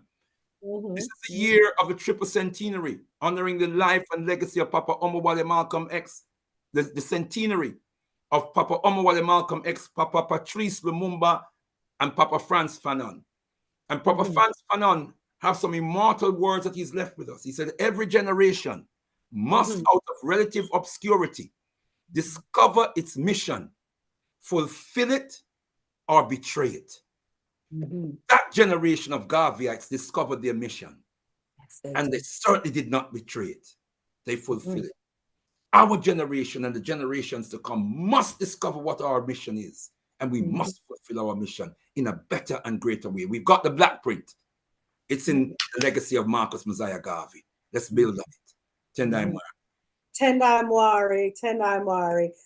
Thank you so much, Brother Ldr Mbandaka. As always, it's a privilege and an honor to have you on the show. And wow, I'm sorry that we didn't have more time to go through more of those pictures. Let me go to the chat. We've gone a little over time, but it's all good. When you finish the chat, Sister Shanice, can I just please do my closing words before I finish? You know how I always. Yes, of course. Yes, of course. And I want to post the Peppercai's number again. Family, please do remember to make a contribution towards the saving of the Ma'at Center and Elder Peppercai's adjoining home.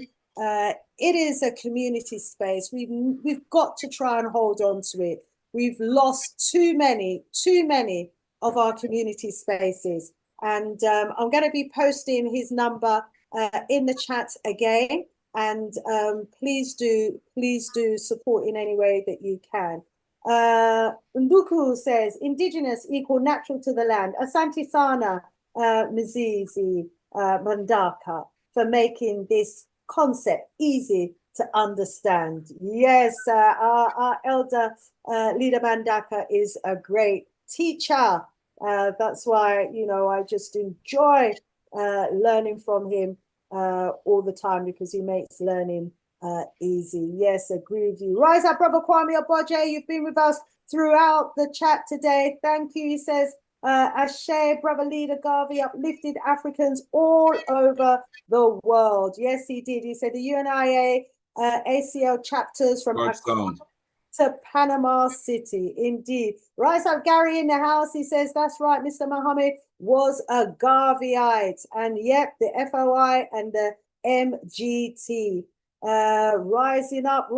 Also, Amos Wilson, Brother Kwame. And of course, we've got to rise up the Garvey women. Amy Ashwood Garvey, and Amy Jakes Garvey. We've got to raise them up. Hear them, hear them.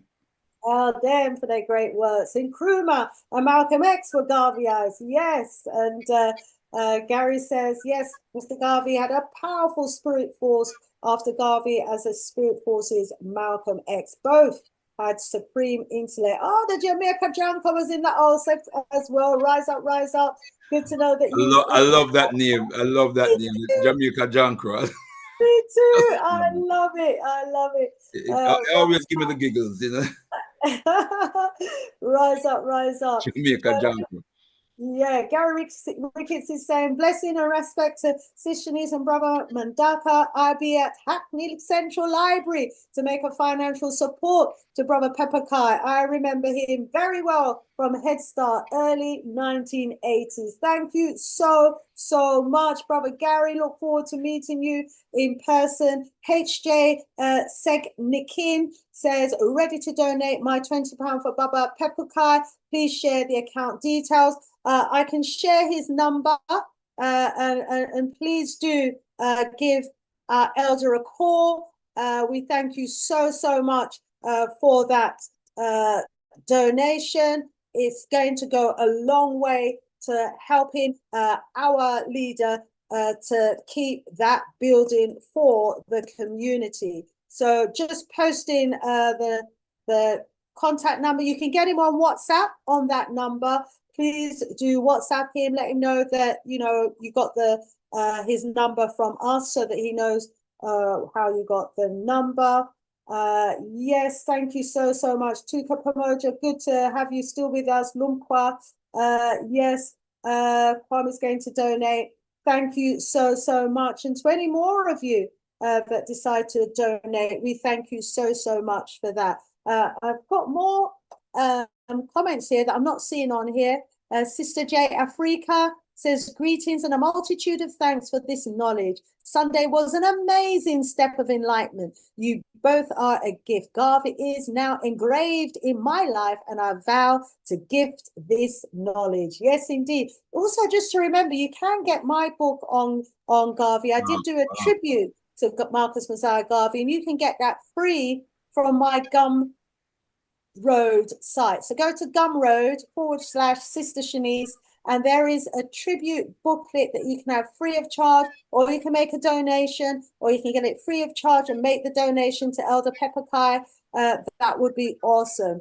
Miriam says, Tendai Moari, always learning. Garvey lives. Garvey lives. Yes. Africans have spoken, says Kwame Oboje.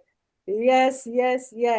Kwame Oboje. Africans invented all things from algebra to philosophy. Man, Sister Shanice. Yes, that's right. We did indeed. Share to our Black Cross nurses. So I'm seeing some messages on here that I wasn't seeing on my phone. Don't know why that is. But anyway, it's all good.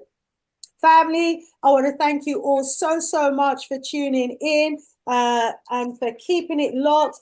Please remember to join us next Friday at Hackney Library. I'll be there alongside Ldr Peppercai. Then it's next Saturday. Let me get the day right.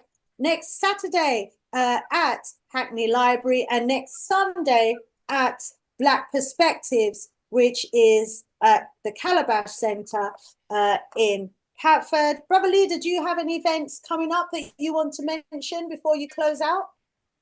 Well, Tendai Moari, we just go on our website. We have a number of events throughout the month.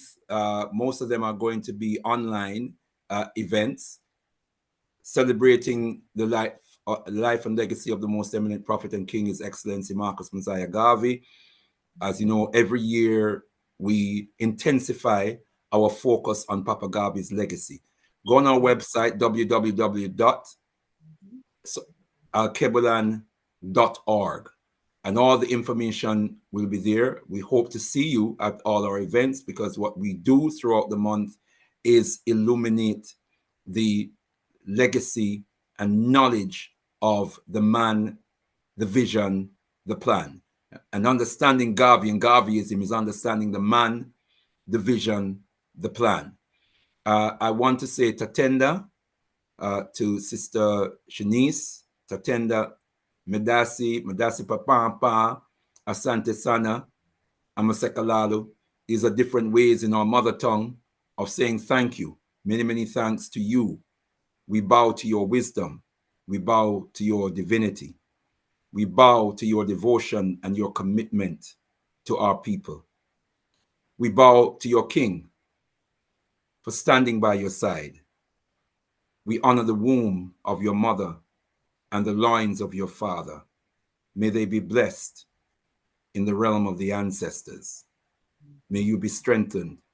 May your pathway be made clear so you can continue the work and continue to bless us as richly and as abundantly as you have been. To all our brothers and sisters who are listening in, who are tuning in, give thanks for your presence. Please continue to shower our sister with your blessings so she can carry on with the work that she's doing for our people. May we continue to grow from strength to strength as we fight this noble fight for the total liberation of our land and our people, the glory of Moari Nyakusika, God, the creator of the universe, Muzimokuro, our great ancestors. I close as always in the words of the most eminent prophet and king, His Excellency Marcus Mosiah Garvey. Unite, organize now or perish. Rise, you mighty, mighty African people, for you can accomplish whatever you will. Rumbidzo kunamwari Africa. To the God of Africa be the glory. Garvey lives! Garvey lives! Mosiah lives! Mosiah lives! He lives! Rising on the spirit of Marcus Garvey. Thank you so much, Brother Ldr Mbandaka. Honor every time. More love, more strength, more power to you and your entire family. May you and your family just receive an abundance of blessings and success and everything nice because you all deserve it for your service to our community. Thank you to everyone in the audience that stayed with us. Please do share the links. Please do give us the like. If you're not a subscriber, please do subscribe. All being well, I'll be black. Next strong. Bye for now. One love, family.